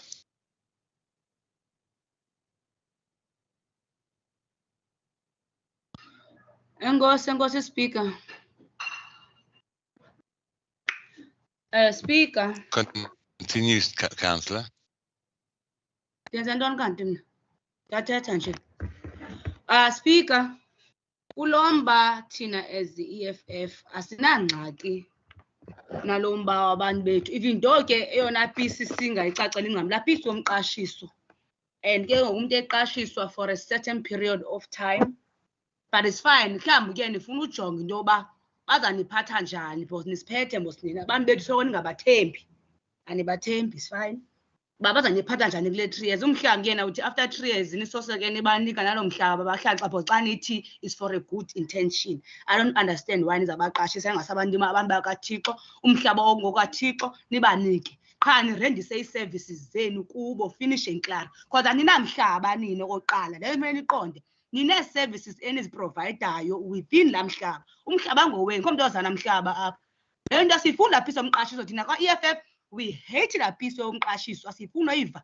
Umntu makade kumhlaba, nithini wasibhala, okay, sakurentisela thina umbane wethu, amanzi wethu, zonke, even namanzi ayingowenu anyway, but as a true nina. Amanzi angenise namanzi. So uyenze mfuna usigcinisa kahle ba xa ize abantu imethi izinto niyazicikoza and nizisa kuthi linokuthandabuza, but ke is fine because egqibeleni whether siyalwa okanye asilwi, whether sitaka imixhatha okanye sithini, okusalayo nina nizogqibelisa because kanti ngoothixo balapha ke George nina bamhlophe. Ningothi uyesu umhlophe futhi noba because siphethe ngabantu abamhlophe ixesha elininzi. So uyesu, which means uyesu wakho mnyama umhlophe fanani. So ke which means if it's fine. Yes, umhlophe. Nkosi. Thank you. Yes, Councillors, please, can we maintain discipline? Thank you. Can we have a translation, please? Thank you, Speaker. On this item, we as the EFF, we don't have a problem. We don't have a problem with this item of the leasing, but actually we do have a problem with the issue with leasing because people should be given the land. Because that is what we believe as the EFF, that people should be given the land. Remember, this is not your land as well. You only are in charge of the services of the land. I don't know why, maybe you give them time frame or time period, maybe you say 3 years, maybe after 3 years, you want to see how they will behave. Maybe after 3 years, you will give them the land because it is up to you, because you are the rulers of the city of George. But we are totally against the leasing and the period, because we believe that people should occupy land because it is what they deserve. You should only supply the services, maybe water, even that water is not even yours. But we'll leave it at that because it seems like you want to have a say and control of everything, because you have a last say, because you are the gods of George, and it seems like you think that God is white because all the good things you want it for the white people. That's what I've said. Please. Councillors, please, there's somebody recognized, please. Thank you. I think, Speaker, it was Councillor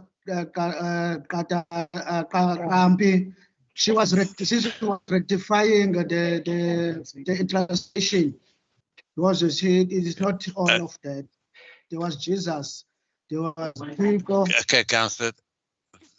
Okay, all right, Councillor. Thank you. That we get the gist of what she was saying. Thank you. Let's move on. We've got the gist of that. We don't need to carry. I'm going to move on. The last person to speak on this item is the translation done. Don't rob us in front of the public. Let our things be translated accordingly. Councillor Ndaka, I have not asked anyone to put their microphones on, and I'm going to be quite honest. I personally take objection to blasphemous stuff in council.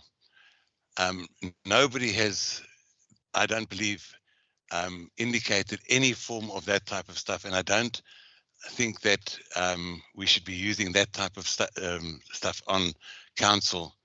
And we got the point of what she was saying,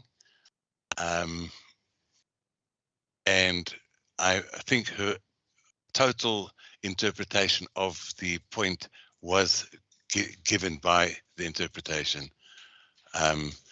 So I'm going to move on, and the next person to speak is Councillor Adams. Thank you.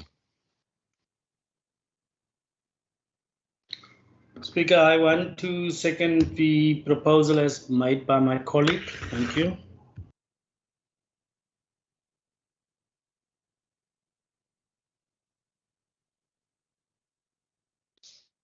Thank you, Councillor.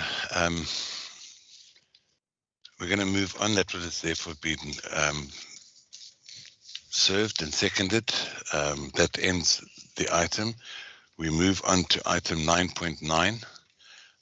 Approval to waive building plan fees on the Metro Grounds housing project. The first person to speak on this item is Councillor Alderman Petrus. Alderman Petrus, I'm going to give you 2 minutes. You've got 2 minutes. Dankie. Speaker, weer eens, die item gaan oor die metrobehuisingsproject. Dat was ook voor die burgemeesterscomité. En het handel oor die project zelf wat 4 jaar geleden een beplanning was, of begin is.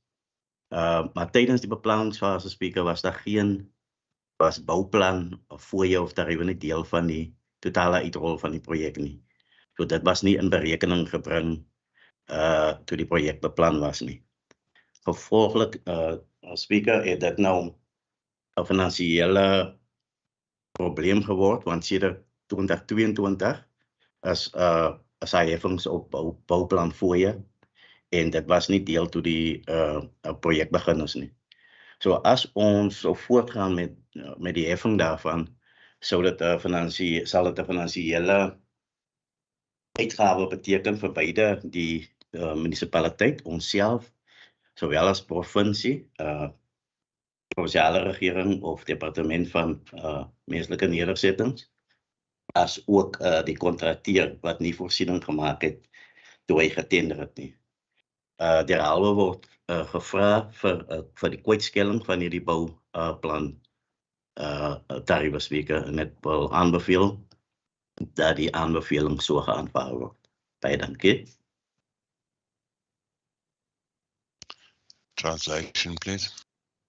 Thank you, Speaker. Le item ibihleli kwi-committee ye-housing nakwi-committee kasodolophu.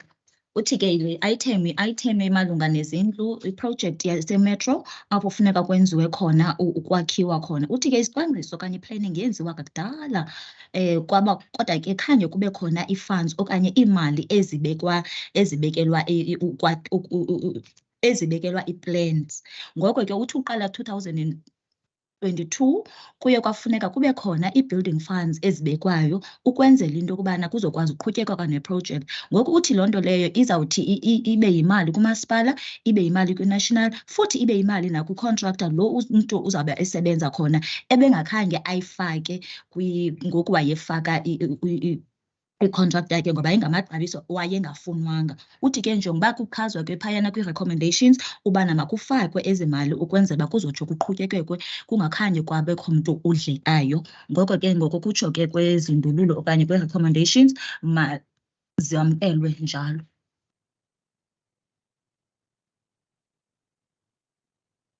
Thank you very much. Councillor J.E., I take notice that you are in the meeting. Thank you very much. Dankie, Bora, Speaker Amo. Dankie. Thank you. We'll take note of it. Thank you. Councillors, please, let's maintain the discipline. We've been doing well so up until now. The next item... Hou ons op, Theresa, asseblief, hou ons op.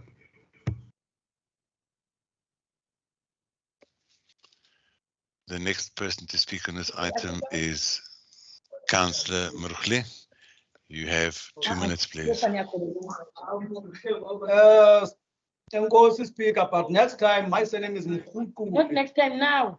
You mustn't say Mrugli, not something like that. I apologize for not being able to pronounce your surname correctly. I am not a Xhosa speaking person, and I do apologize for that. Councillor, please, I do not appreciate Councillor Faith. We all have our failures, and I have admitted mine, and I don't appreciate you taking me. Don't raise your voice when you are addressing. Councillors, please. Thank you. Could you please continue, Councillor? You have 2 minutes. Enkosi Somlomo, ndiyabulela. Ceba uBenzel Petrus, you wawungu-speaker before. Xesha elide wawumeya. Uzumfundise ke uSpeaker lo indlela yokuqhuba intlanganiso. Ayazi ukuqhuba njani nokukhokela abantu. Ndize kulomba ke ububhekisa uphakanyiswa aba singumbutho we-ANC ozala wena ke Benzel. Siyawusapota lento ithethwayo apha. Kuba abantu bakuthi bangasokoli. Uqhubeke umsebenzi kuphuhliswe abantu bakuthi. Kuba uyawubona nawo umsebenzi uyaqhubeka apha kwaMetro. Siyabulela shlo.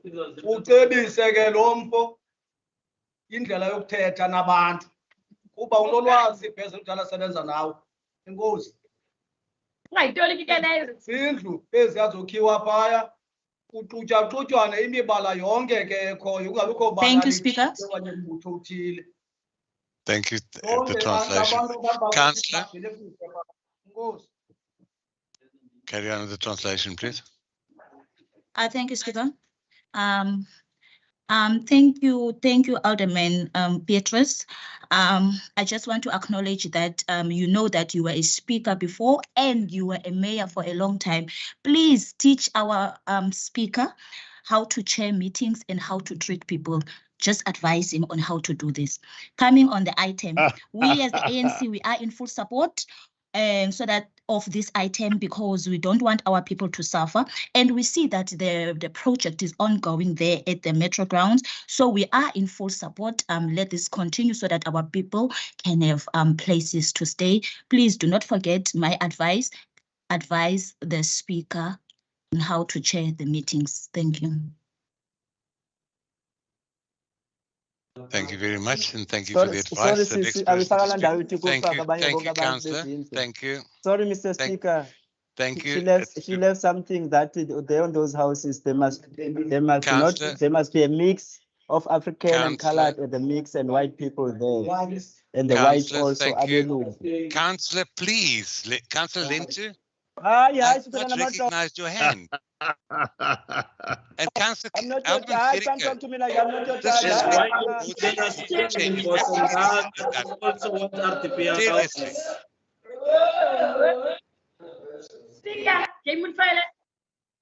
I honestly cannot believe that leaders of this town can act in the manner that you are at this stage of the game.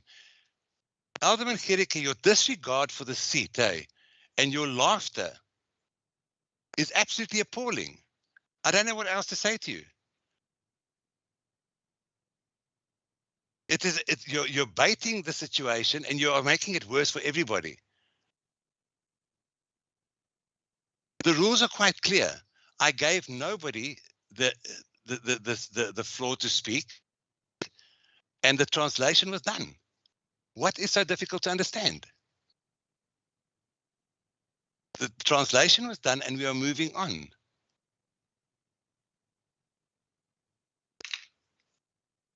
We are supposed to be the leaders of this town. And we've all read the rules, and yet we continue to challenge them. And I will continue to maintain them.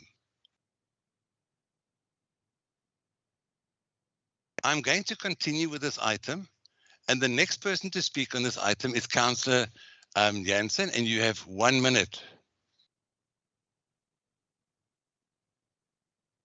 Ja, Speaker, ons as die PPI is ten gunste van die afskryf van die koste. Maar dit beteken nie dat ons derde graadse dienste aan ons mense moet verskaf nie. Met beter beplanning sal dit nodig wees om die item na die raad toe te bring nie. Ons hoop dat met die volgende projekte beter beplanning sal plaasvind. Die raad is nie daar om die amptenare se werk vir hulle te doen nie. Met projekbeplanning moet die nodige faktore in ag geneem word. Dankie, Speaker. Ja, en ek mag veel afgee. Ek veel dinge as dit is. Thank you. Thank you, translation. We as the Thina PPI siyavumelana nalomba nale project kodwa ke sithi ke asithi uba inkonzo maziqhawule kubantu bethu kwaye ke xa officials mazingazenzeli izinto zodwa izinto funeka zize kwibhunga ukwenzela uba thina sizobona ukuba iyenziwa futhi iyalandelelwa iproject ngohlobo ebekumele uba yenziwa ngalo. Inkosi. Thank you very much. The next person to speak on this item is Councillor Smart. Councillor, you have 1 minute. Thank you, Speaker. I've been struggling here with this unmute button, but the PA definitely support this item, and we just want our people to have homes and houses. Thank you, Speaker. Thank you very much. The last person to speak on this item is Councillor Roelofse. You have 1 minute.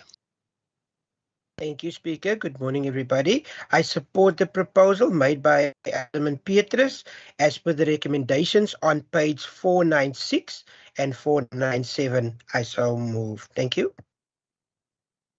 Thank you very much, Councillor. The item is therefore carried. That's 9.1. We move 9.9. We move Sorry, on Speaker. to. Speaker, can I speak? It was 9.9. No, you may not name- speak. I said 9.9. I corrected myself. Thank you. A matter of urgency. My name was on 9.9, but I didn't speak on 9.9. Why so? Councillor, your name is not on 9.9, and therefore I'm going according to the speakers list, and your name is not recognized, and your hand was not up. The item was seconded. We're moving on. Thank you. The next item on the agenda is 9.10, the waiving of the vesting right over ERF 29231 George for the construction of a gatehouse. Councillor Hill, you're the first speaker. Speaker, yes, this item deals with the waiving of vesting rights on ERF 29231 George for the construction of a gatehouse. The recommendation before us is on page 503, and I propose that the recommendation be accepted. Thank you, Speaker. Thank you very much. The only other speaker on this item is Councillor Kruger. You have 1 minute.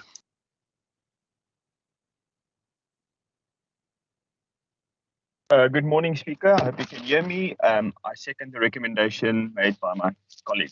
Thank you. Thank you, Councillor Kruger, although it is afternoon. Thank you very much. That item therefore carries. The next item, 911, was withdrawn.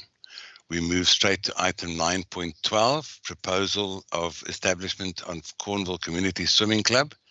The first person to speak on this item is Councillor Adams. You have 2 minutes, please. Thank you, Speaker. Good day, everyone. On page 525 to page 523, on our agenda, it reads the establishment of the Cornwall swimming pool. Now, this is a big thing for our previously disadvantaged communities, and I would like for Council to accept the recommendation on page 5 to 9, recommendation A, B, C, and D. Just a brief view of the program. Training of our lifeguards, 2 lifeguards in our areas will recommend soon, and those lifeguards will be able to become swimming instructors in the near future. 20 children per school will be assisted with our Learn to Swim program, and this endeavor is in collaboration with the George Municipality, the George Rural Sports Development, which is currently running the Flucky Cricket in George, Eden Aquatics, and NSRI in George. Councillors, I recommend that Council accept this recommendation on 5 to 9. Thank you. Thank you very much, Councillor. The next person to speak on this item is Councillor Kampi. You have 2 minutes.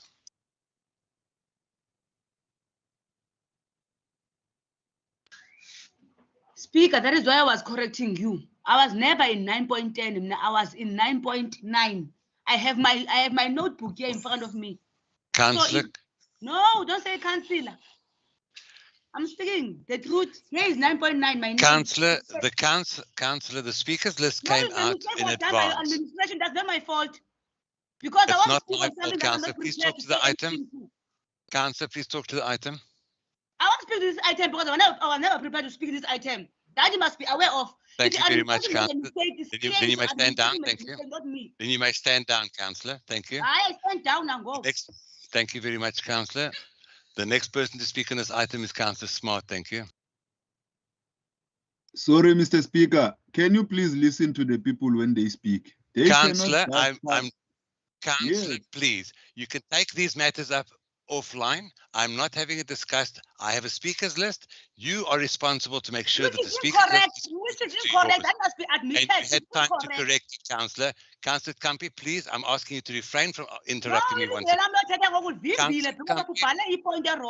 I'm giving you a second warning, Councillor. I'm giving you a second warning for continuing to disrupt this meeting. Obstruction 28.2.10. I'm continuing with this meeting. The next person to speak on this item, if you're not continuing with it, is Councillor Smart. Thank you, Speaker. This item is very close and close and dear to our hearts. Speaker, as you the should have PA. confirmed with your chairperson. Because Marlene was I emailed Can you Marlene. protect me, Speaker, Marlene please? should have come Councillor to speak and said, Kampi, this is your third warning. Can I please ask you to be removed from this meeting? I'm asking administration to remove you and not allow you back in this meeting. Thank you. You do not continue to disobey the ruling of the Speaker. It is your responsibility to make sure that the speakers list is correct. Thank you. Councillor Smart, I apologize for the break. You may continue. Thank you, Speaker. No, this item is very close and dear to our hearts.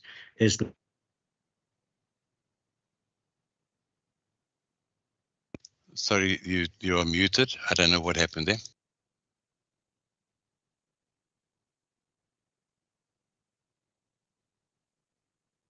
Councillor Smart, sorry, you are muted.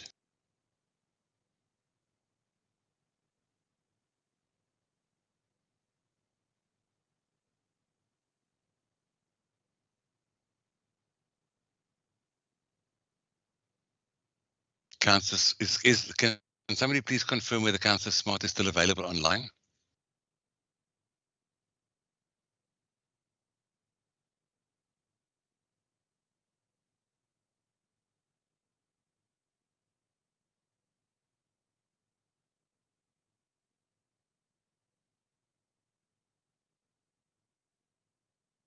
Councillor J.E., I'm asking whether Councillor Smart is available and Ja, Speaker, nee, weet ek sukkel om my handjie op te kry en so aan. Nee, Speaker, ek wil net sê, Speaker, dit is nie altyd lekker die manier hoe u met die raadslede aanspreek. Raadslid, asseblief, ek gaan nie in 'n gesprek betrokke raak. I'm not going to get into the debate online. Councillor, please. Jy moet nie altyd net vir jou gaan die Speaker nie, man. Councillor, I'm going to ask you, please. We are here to discuss the business of the day. If you have a problem with the way that I've managed these meetings, you are welcome to lay a charge against me or take me offline. But I am going to discuss the items on the agenda. Those are the most important because they relate to the public. If you have a personal problem with me as a person, you're welcome to take it up offline and deal with it in a different manner completely. But this is not where we're going to air our differences and our differences of opinion. And I'm doing this, and when people disobey the rules, we all sign the rules of order. So therefore, I'm asking now for the last time, Councillor Smart, if you are unable to continue, I'm going to hand over to Councillor Brown. Councillor Brown, you have 1 minute, please.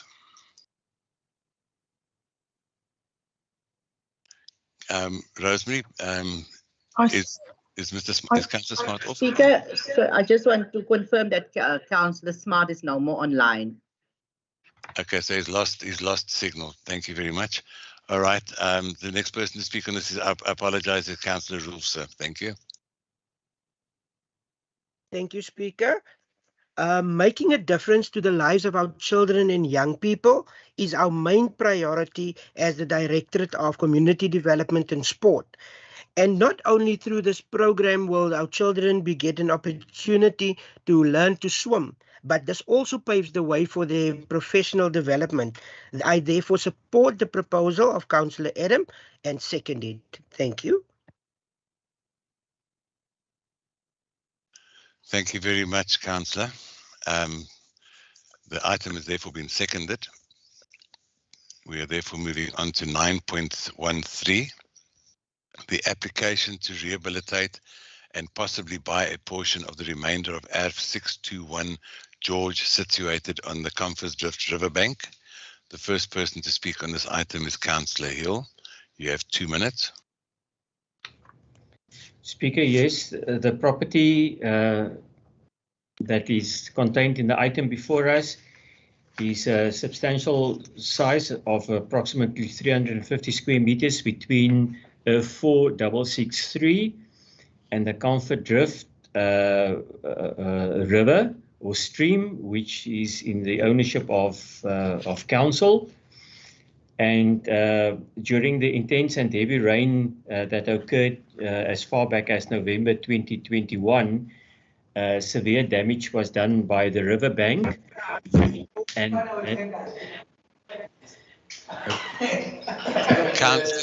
Councillors, please watch your microphones. You're interrupting the meeting. Councillor Hill, please continue. Thank you, Speaker. And the owner of 4663 over the years has extended his property in terms of recreational purposes right onto the riverbank. And as I've said, due to the heavy rain that occurred during November 2021, severe damage was done by the water to the riverbank.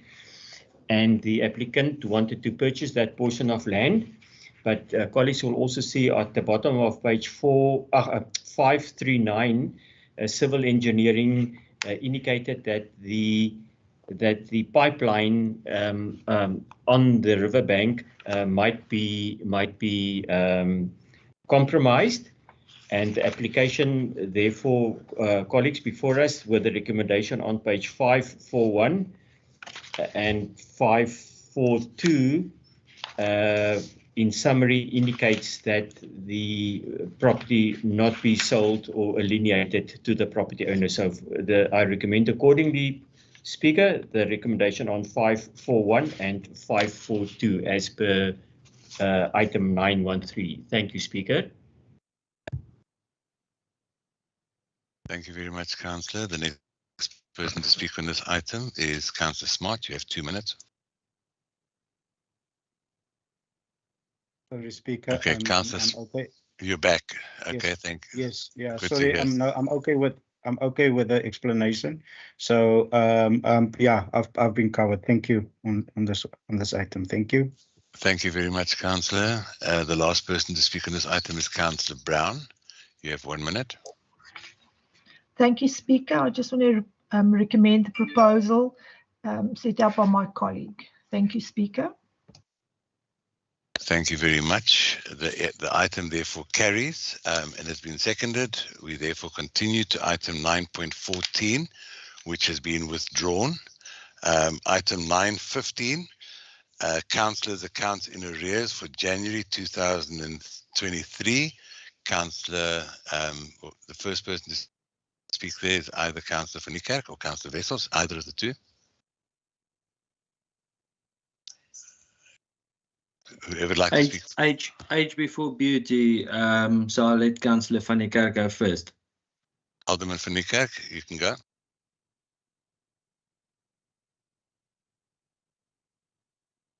Alderman van Niekerk.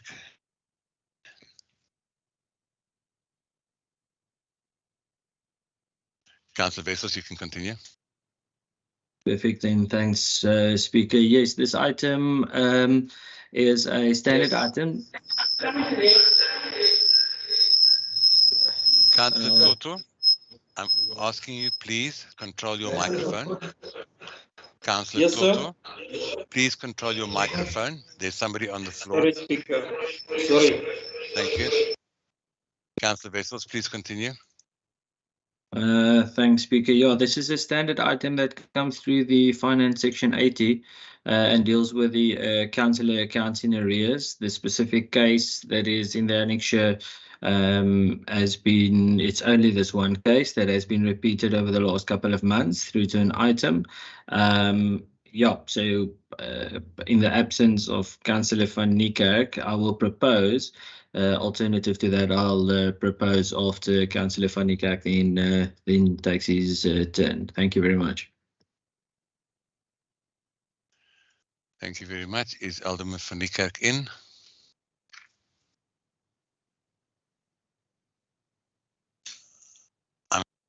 I'm going to continue. Unfortunately, we don't have a there. Councillor Jantjies, you.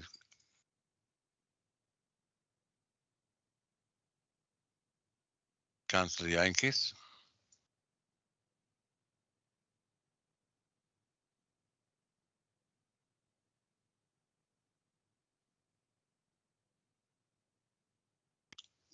Chief Whip. Speaker. Thank you, thank you, Councillor. Can I speak, please? Councillor Jantjies, yes. Thank you, Speaker. I support the recommendation as being expounded by my colleague. Thank you.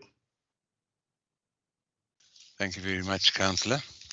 Councillor, we've got the approval of minutes next, item 10. The minutes of the Municipal Public Accounts Committee. Minutes of the Special Municipal Public Accounts Committee held on the 22nd of February 2023 for information. Do we have a proposer and a seconder? I'll propose Johan de Tooy, Speaker. That will second. Thank you. We have a seconder. The minutes of the Special Municipal Public Accounts Committee held on the 24th of February 2023 for information.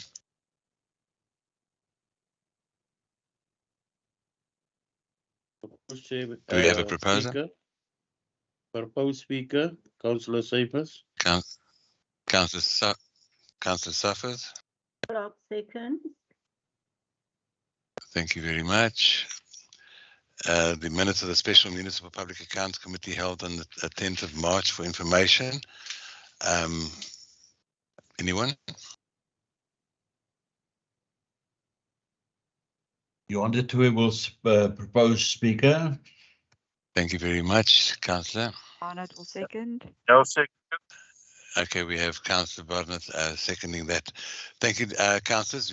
We've then completed item 10 on the agenda. We're now going to move on. We have 3 more items, and then I'm going to complete those, and then we're going to have a body break and a lunch break before we go into the confidential items. So we'll move straight on to the item 12.6. 12.6 is the alleged breach of Code of Conduct for Councillors, Councillor Lowe. The first person to speak on this item is Councillor Neethling. Councillor Neethling, you have 2 minutes, please. Thank you, Mr. Speaker. Can I go over to the recommendations, please? Can we pass it on? Yeah, okay. I think everyone has read the report and the recommendations are on that page in front of us, and I so propose. Thank you. Thank you very much, Councillor. The next person to speak on this item is Councillor Mdaka. If Mdaka, you have 3 minutes. F. Mdaka. Hey, Niayenza, Shem, you continue doing this, wasting municipal funds, wasting time, following all these opposition councillors like nobody's business. I shame Niayenza. Wasting, this is waste. This is pure waste. You should have seen it in the first, when it was reported that it was a waste of time. But anyway, you won't see that when I speak, because it's only one thing that you look at. Opposition councillors must do wrong. Opposition councillors, they are disruptive in the meetings. Opposition councillors, this, opposition councillors, and you really, that's what is your focus. You are not focusing on this thing, on the issues of the George. We are never speak.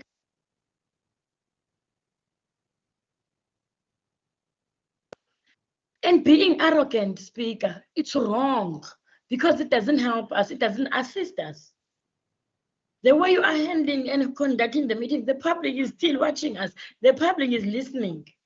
And you keep on saying it's us that are wrong. And it's wrong, Speaker. It's not us. We are discussing the issues here. I always say to you, we are sent here, we are voted here by the people, by the community out there. We are here to serve that mandate. We are here mandated. We are not here because we have picked up, like some of us that are sitting in this room or that are sitting in this council, you've been picked up and you have signed the form, you have feel what? No, we've been chosen. That's why we are here. We are serving people. Stop wasting our money. Stop wasting the public's money. That's what, we don't want that, Speak. What we want is the progress. What we want to see the projects coming to our communities. We want to see that.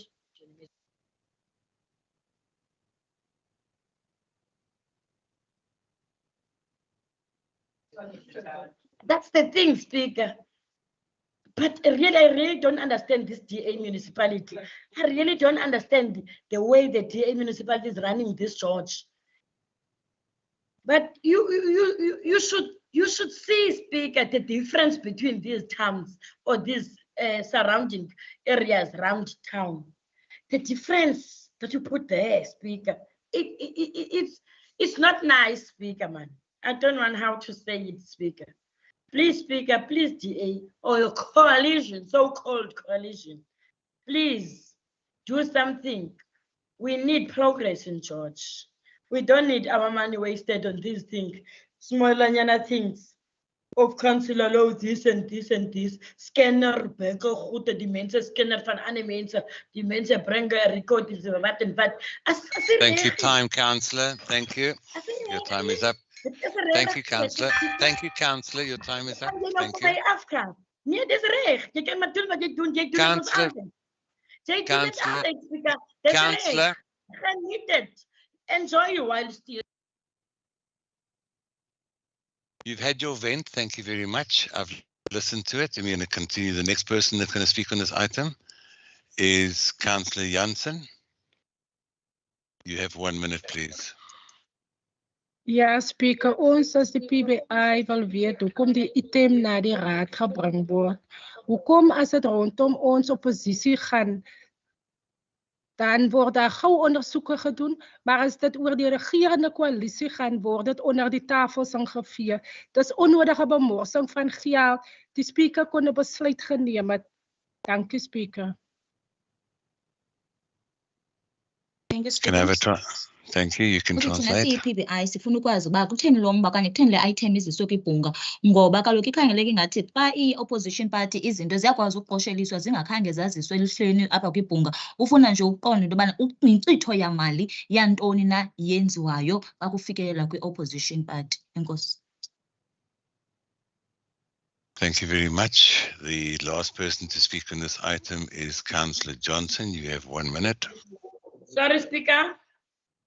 Councillor Ndaka, you've had your turn to speak. Thank you. Can you please recognize me? Councillor.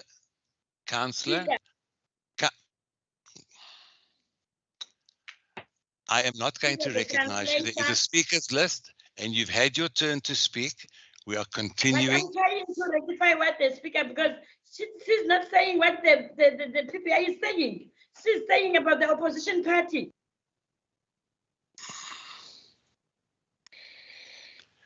Councillor, I don't know how to make this clearer to you. I've tried to explain it as simply as possible.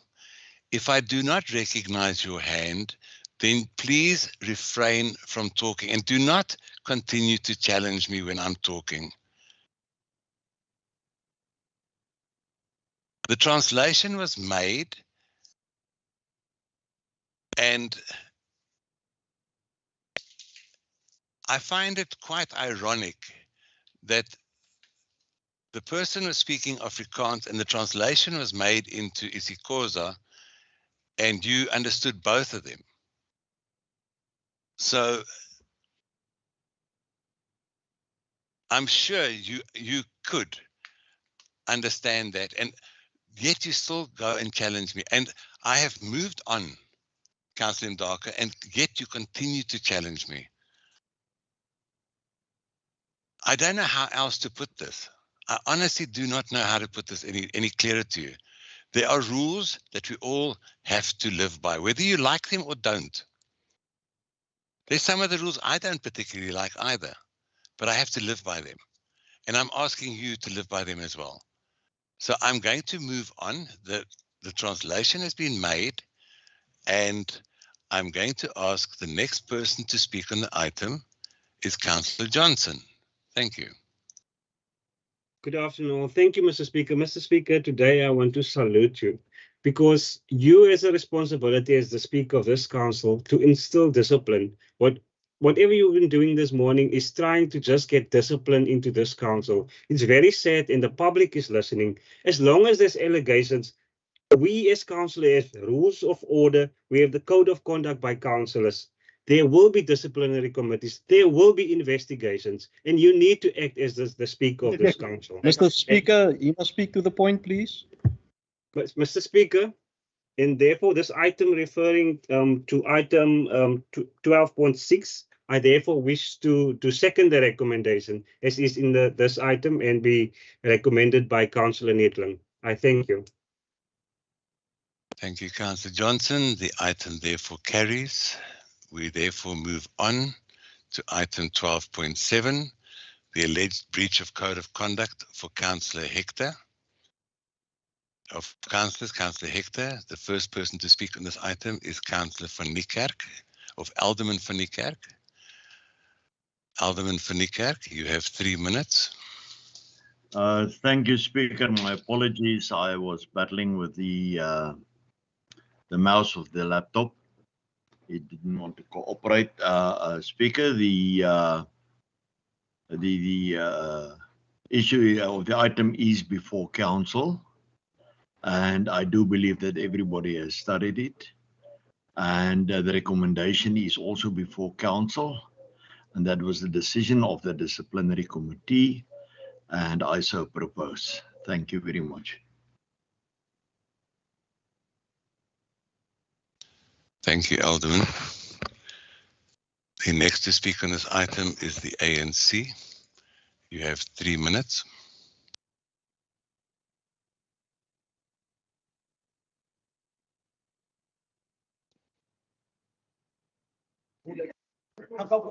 Nancy, it's open, Solomon. Ngosi, Speaker. First of all, Speaker, the translator doesn't say what you're saying. And if you want to speak to the special self, you have to speak with your mother language. But this translator is not doing that. Speaker, this is Glendo, yenza kuHector.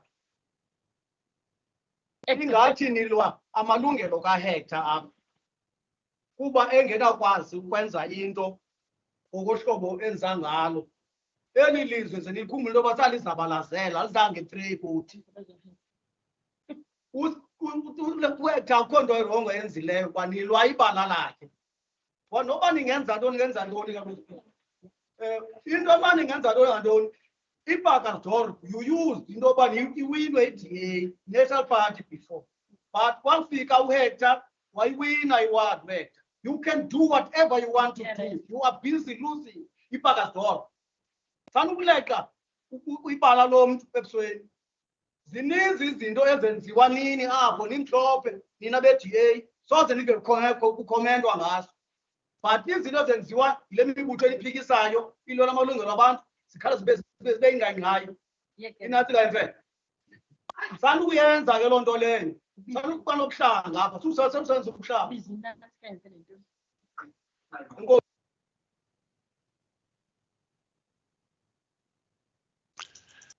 Could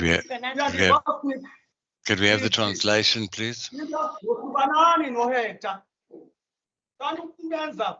Sanumtrita ngolu hlobo. Niza kuluza abantu nizazilude eziwazi. No, Speaker, then I do not know if I should continue translating if it seems like everything I translate is incorrect. So I really don't know whether I should proceed or not. Mr. Paulus, you are designated as the translator, and therefore we will take your translations. Thank you, And Speaker. unfortunately, you are the What only. is- Please continue. Thank you, Speaker. What is happening here in this item, it seems like you have an issue with Councillor Hector, because you are actually fighting Councillor Hector because he is actually within his rights, and he is fighting because he fought for the liberation. So he is continuing to fight for his right. Because you've got an issue because he took over Pacalsdorp, because you as a DA, you used to take over Pacalsdorp. Now that since he came in, now you are after him because now he won some of the wards in Pacalsdorp. Hence, you've got a problem with him. There are lots of you here in the DA white councillors who does things, but we never got to hear about them because they are not brought up to our attention. But it seems like you are chasing after a councillor. It seems like this is a racial issue and you've got a problem with it. Thank you. With him. Thank you very much. The next person to speak on this item is Councillor Carolus. Councillor, you have 1 minute. Ja, thank you, Speaker. Raadslid Hector was en word gereeld getaakt en gemerk as die raad se stoutseun. Die omstandighede rondom die voorval is as gevolg van 'n miskenning van raadslid Hector se titel as wyksraadslid. Die situasie kon heeltemal van my gewees het, is daar op 'n gepaste wyse met hom kontak gemaak gewees het en as die nodige gesprekke plaasgevind het. Die voorgestelde boetes is volgens ons ook baie hard vir so 'n minor oortreding en 'n waarskuwing sou gepas gewees het. Dankie, Speaker. Translation, please. Thank you, Speaker. Khangeleke ngathi imeko siphila kuyo imeko enzima futhi imeko ekhangeleke ngathi iba nengxaki kakhulu apha kuceba, ngoba ikhangeleke ngathi ingxaki into yobana enguceba wala wodi ithile. Futhi ke nesohlwayo esibekiweyo apha sithanda ukuba qatha kakhulu sichazayo malunga ne-fine, ngoko ke thina noko asiyamkeli. Nkosi.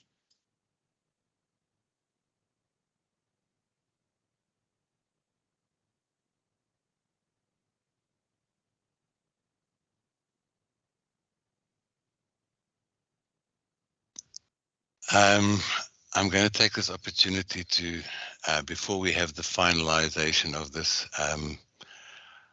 I am in the process of chairing a meeting and I noticed the hands, and I've said this on probably now after 16 months, 13 of the meetings that we've had, that there are two reasons to interrupt a meeting or a item.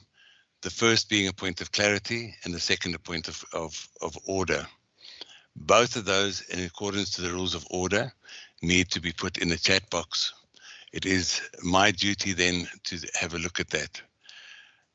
There is a speakers list which I am following, and if I ignore your hand, it is not because I'm ignoring it, it's because I have nothing to work on. I only work on the fact that you are asking for a point of order or a point of clarity. And I will only react on those 2 points. I therefore continue with this meeting, and the next person to speak on this item is therefore Councillor Johnson. Councillor Johnson, you have 1 minute. Thank you, Speaker. I second the recommendation made by Alderman van Niekerk. Thank you very much. That item therefore carries. The next item and the last item in item 12 is the alleged breach of the Code of Conduct for councillors. Once again, Councillor Hector, and the first person to speak on this is Councillor van Niekerk. Councillor Alderman van Niekerk, you may continue. You have 3 minutes. Thank you, Speaker. If you can just go to the recommendation. I repeat what I've previously said. It's a pity that some councillors in their ignorance believe that there is anything else but merits of the matter that's been heard by the committee. Unfortunately, they're not part of a committee, so I believe it's mere thumbs up than anything else. We are a committee. We can only address what is in front of us on the table. We can only make we can only abide to what the rules laid down by the law allowed us, and we can only make a decision on what we've heard in front of us and what we got over what is adduced to us and what is in front of us during this investigating process. It bears no difference to me, your race, your breed, your creed. I look at the facts. My committee members look at the facts. Our integrity will not be sacrificed. And at the end of the day, we had to come to a conclusion. I did not say charge this or charge that, or this person must not be charged or that person must not be charged. We received the documentation after a decision made by council that there must be a disciplinary inquiry, and we follow that instruction. That is our duty. That is what we have done. And then we came to a decision. It's not always nice to get to that part because there are various circumstances you need to consider, but they are considered. And at the end of the day, the committee must make a recommendation whether we like it or not. The recommendation as it stands, Speaker, was made by the committee, and I so propose. Thank you. Thank you very much, Alderman. The next party to speak on this item is the ANC. You have 3 minutes.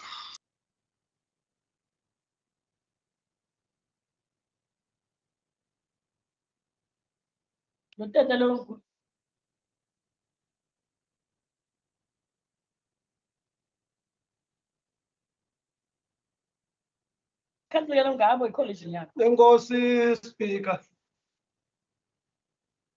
Kwisithethe esandukuhla apha sithi bona abangabawuthatha isigqibo i-council isigqibo uyaxoxa le council betha ngabo kanye aba bahlala apha ezinye iipati azikho pha ngaphandle kwe-EFF sekwangabantu bediye bathatha isigqibo kuba befuna ukuphusha le mission babhizi ngayo kuba baleka uHector ayikho namleqa uHector anyway.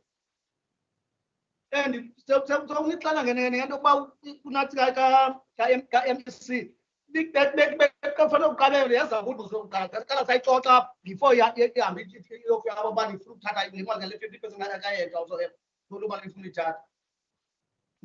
Nina niviolate amalungelo wabantu. So, Speaker, I'm struggling to hear the speaker. Thank you very much, Councillor, we apologize. Your microphone is having a problem and the interpreter cannot hear exactly what you're saying. Is it possible that you might be able to use or sit closer to the microphone, please? I'm going to restart your time. We are having a problem with hearing you properly. Okay, Speaker. That's clearer, thank you. Okay. Into endithethayo, Speaker. Le council athetha ngayo uFanikerk ngabo ayisithanga asiyophatha le council athetha ngayo ethatha isigqibo sokuthathela i-50% uHector okanye umvuzo wakhe and thina sihambisani naloo nto kuba iyacaca cha into yoba ihamba ngokwebala nje isithi ihamba ngokwebala ihamba ngokwebala Gert ihamba ngokwebala nto Gert kuba if ibingomnye umuntu you should think otherwise. Kuba uHector nilwa amalungelo wakhe even sonke thina baku-opposition amalungelo wethu unlimited up akunakwazi ukuthetha wenze into ngokukhululekileyo kuba uza kumangalelwa kuthiwa uphule imithetho kamasipala asihambisani naloo nto leyo ndisemile kwexesha. Thank you so much. Now, the council that you are referring to, that takes decision. It is just you. The only party that is in that council, it is the EFF.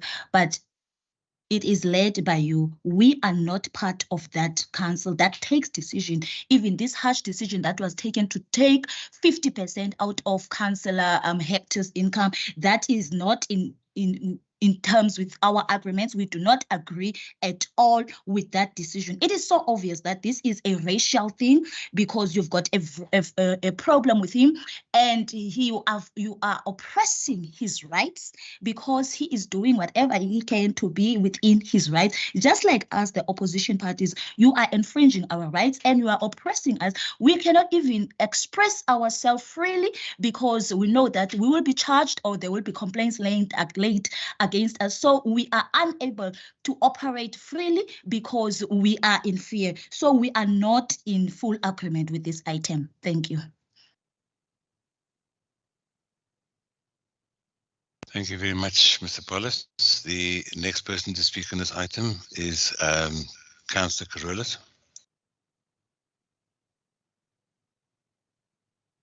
Yeah, thank you, Speaker. This sanction is shockingly disproportionate, and it's meant to intimidate a councillor in executing his duties as a councillor. No sanction must be applied to upset the income or livelihood of a councillor. Same on this DA coalition. Thank you, Speaker. Thank you very much. The last person to speak on the item. Sorry, Mr. Just one Speaker. second, please. Sorry, just 1 second. Council, just 1 second, please.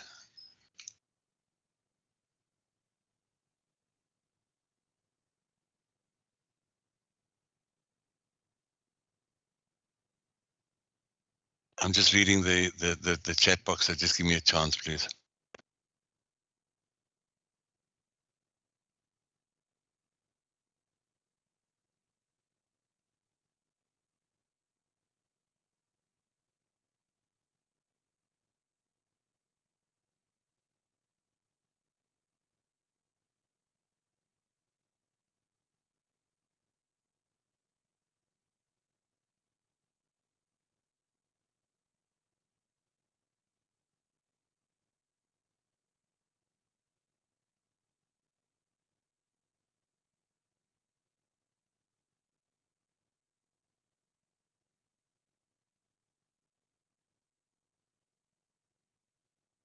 Councillor, I take note of what you wrote in the chat box. However, I have confirmed that you did sign the report. Therefore, I will take this up after the meeting, but your signature is on the report as being signed, and that you did sign off on that. So I'm going to therefore have to take the signature on that, and I'll take it up later to find out exactly what the situation was. I'm going to continue now. Councillor, I don't have, Councillor, I've got it on record. You've written it here in the chat box. I've got it in the chat box, and I will find out what is going on. I don't have all the information here. All I do know is that the document was signed by the committee, and I've taken into consideration your chat on the chat box, and I will take it from there. Thank you. So there is no way that you will not allow me to put it on record. As this Councillor, you have it on record in the chat box. No, as I said, it's there. It's hidden there. It's not hidden anywhere, Councillor. I want to put it on record. So you will not allow me. Councillor, you have put it in the chat box, and I will check up with the documentation afterwards. That is my ruling. Councillor, I wanted to speak it out loud. The recording is. Then you should allow us to speak directly. Councillor, why do you continue to challenge me? You write messages in the chat box saying that I don't like you, but you continue to challenge me. You continue to challenge me. I'm not the one that's looking for conflict here. I've told you I will take this up afterwards. I deal with the documentation that's in front of me. Your chat box is there, and I will deal with it accordingly. And yet you still continue to challenge me.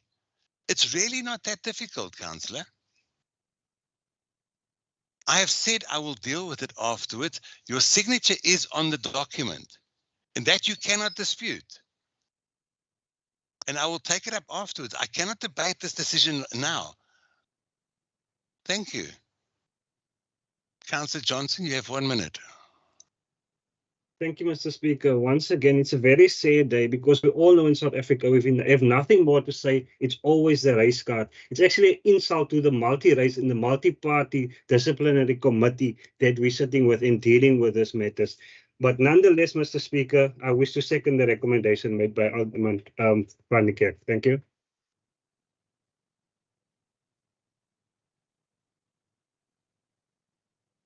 Thank you, Councillor.